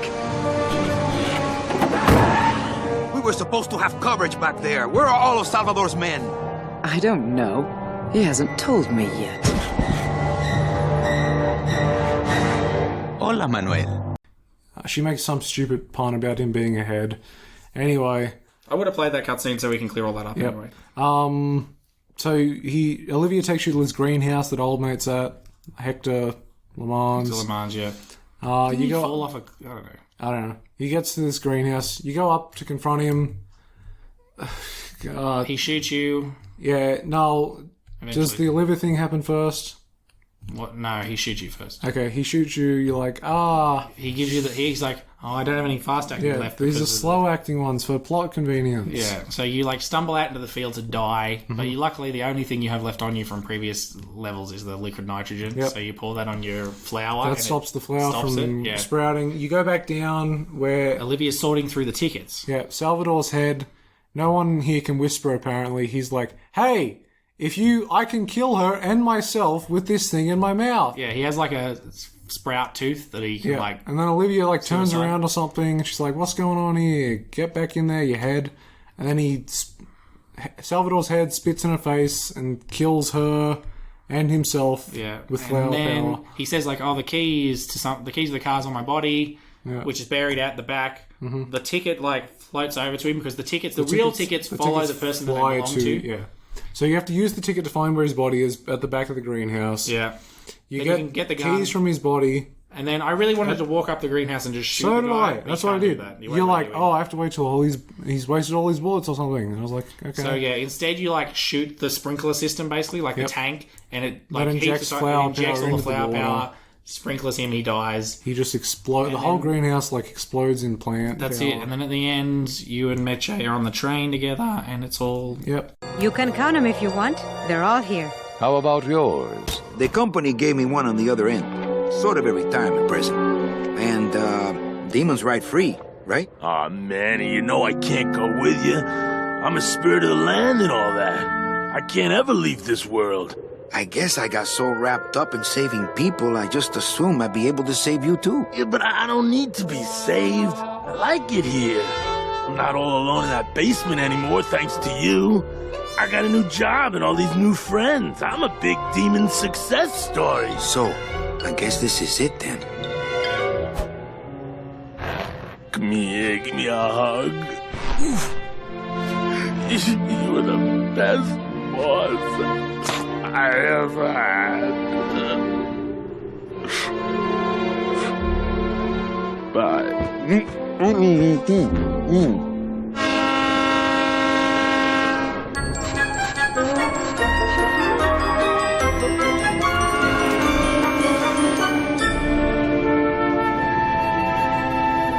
Manny, Yeah? when we get to the next world, What is it, Angel? are we going to be together? You know, sweetheart, if there's one thing I've learned, it's this. Nobody knows what's gonna happen at the end of the line. So you might as well enjoy the trip.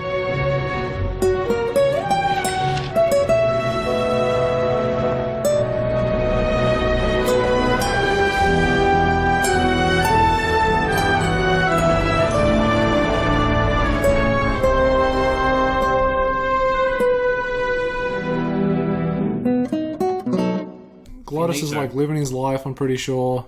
Yeah, he stays. Yeah, you can't. He can't come with you. Yeah. So And then, yeah, he Meche says has something his like little mini-me minions. Yeah. and he's doing. Meche art says stuff. like, oh, we make your own fate, or some whatever. crap line. I don't know. Anyway, It's fade to over. black. Huzzah! Credits. We finished it. It's only been 2 hours. To be fair, this time I didn't say it was going to be a short one. No, this one, I thought this was going to be a short one, No. but I spent way Year too two much was time on these. so Year long. 2's so long, yeah. All right, we're going to do reviews. I haven't really thought about this, but okay. Metacritic on PC, it got 94 out of 100. Yep. Fair. IGN did give it 94. There was some hundreds, but they weren't people that I knew. So Hmm. IGN gave it 94 and said, hands down, the best adventure game we've ever seen. You'll love Grim Fandango's incredible art, storyline, and character development. That was in 1998. I don't know if it's still the best adventure game we've ever seen. Who knows? I'll have to ask IGN. The lowest was 87, so everyone loved it. I mean, there was only 15 critic reviews. I mean, there's obviously less critic reviews in 1998 than there are now. Yeah. Grim Fandango doesn't really go anywhere new, so don't expect too many surprises in that field. Where it does excel is in keeping to the tried and tested LucasArts formula of comedy and logic combined to give you the most senseless fun you can imagine. Yeah, I would agree. I don't know if I call this senseless fun, you know? Like, I would say it's fun. I don't know what to call it senseless. it's like, this is a thinking man's game. Like, Yeah, senseless is not the word senseless I to would me say. is just like turn your brain off. Yeah, yeah. You need to be on at all times to play this. Yeah. As we went through all these puzzles. What? I mean, look, we were pretty comprehensive, so hopefully, at least, if you're using this as a audio walkthrough, you actually know everything you need to do. Because we went through it all, pretty much. At least up to year 2, we were pretty comprehensive. Anyway, I am going to give this an 8 out of 10, I think. Again, it's not like I want to like this type of game, but I don't know if I have the patience for this type of game. I want That's to play the thing. more of them. Yeah. But yeah, like I conceptually want to, you know, solve these puzzles and stuff, but as soon as I get stuck, I just sort of bail and get annoyed. Yeah. You got to put Especially like when a lot of time into it. It's not like a contained puzzle game where it's like here's a puzzle, here's a puzzle, here's a puzzle, There's puzzle, no- puzzle, puzzle, yeah, level. yeah.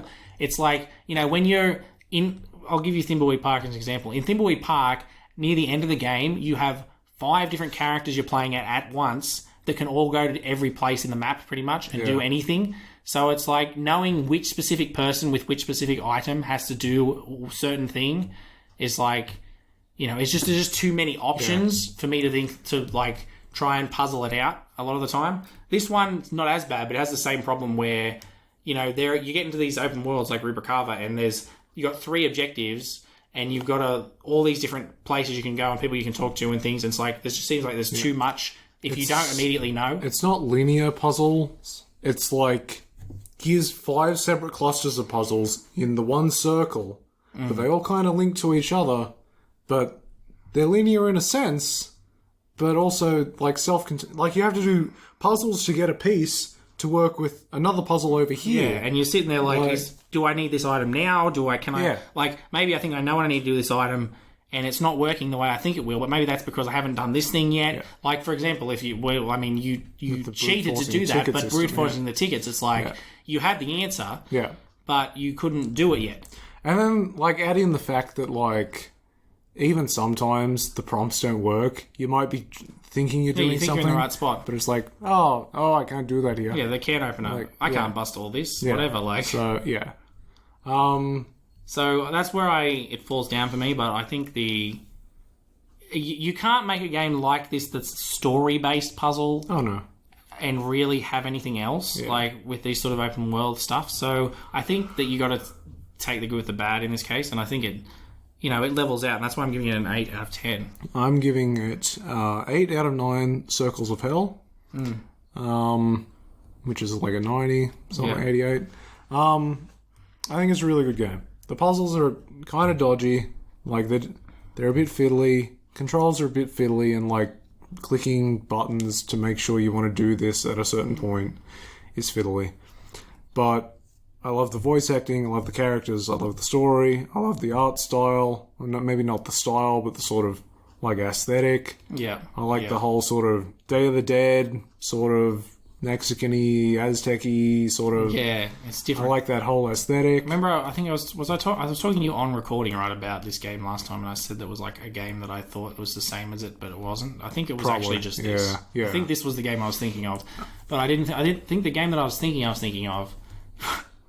I thought it was newer, that's why I didn't think it was this one, but it actually was this one. But yeah, I think this game was great. And it's funny. Like, I had a lot of fun with this game. Like, Clotus is great. Yeah. Despite some of the frustrations, this game is... Look, would I recommend playing it? If you have a lot of patience, yes. Or if you don't give a crap about, like, using a walkthrough for half of it. If you listen this far, you don't care about a walkthrough. Yeah. Otherwise, just like watch an entire playthrough on YouTube. Yeah, the thing is, you can watch a playthrough in a couple of hours. It's easily 4 or 5 hours or something. Whereas if you play yourself, it can take you a long time. It is worth it for the experience to just spend 4 or 5 hours or so. I don't know. It's enjoyable. 8 out of 9 Circles of Hell. There we go. All right. We're going to wrap up because we are at 2 hours and 8 minutes on this recording, and it's going to be longer on what you're listening to. It's going to be longer than that because I got to add cutscenes. So you're going to feel like you're in the 8th Circle of Hell. Let's go. Yeah, this one, it's a 4-year journey, to get to the end of this episode. Yeah. So, and you're walking. You don't have a double end ticket, baby. So, I guess we'll wrap up. Again, we talked a bit about the Christmas stuff last time. So, last time we talked about it on... I think we talked about it on recording because we were a short episode. So, we are unless plans change, we're doing Arkham Origins next time, which will be the start of December, and that'll be a Christmas... That's our Christmas-themed episode, because Arkham Origins is like the only game set on Christmas, basically. Like, that's a proper game that would be thing. Appropriate for this, and like, even though I'd like to do Asylum first, I feel like Origins chronologically first, so and it's it's Christmassy. So, I'm interested to talk about it. Yeah. And then our next one, which will be I think on the 20-something, or maybe it'll be the second group of second episode in December. It'll be the only other episode in December. It'll be on the 20th. It'll be more of a mixed episode. It'll be our sort of like, here's what we've played this year. Wrap up of the year. Here's what we liked. Any extra thoughts? Not necessarily like new games, just like. What have we been playing? Yeah, it'll be a mix of things. I've got a few ideas for segments for that. I have one segment. I haven't talked to you yet, so... I have one segment. Played like one game this year. Yeah. Oh, I mean other things apart from what have I played, you know? Like other segments. Okay, I played one game this year, so... Okay. Was it Destiny 2? Yeah. All right, well, there we go. You just got our Christmas episode bonus for free. There, right, there it is.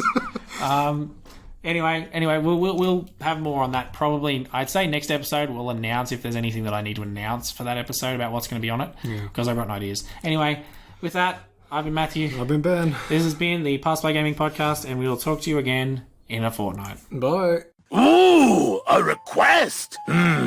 Rusty Anchor. Rusty Anchor. Yeah, I think I know that one. If I remember right, it goes a little something like this.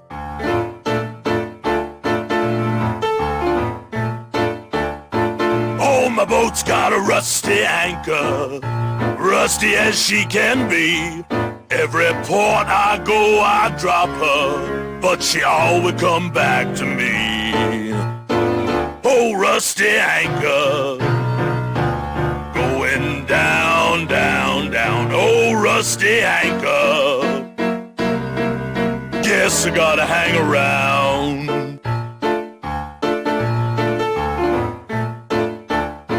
Now I love that rusty anchor, but man, she don't love me.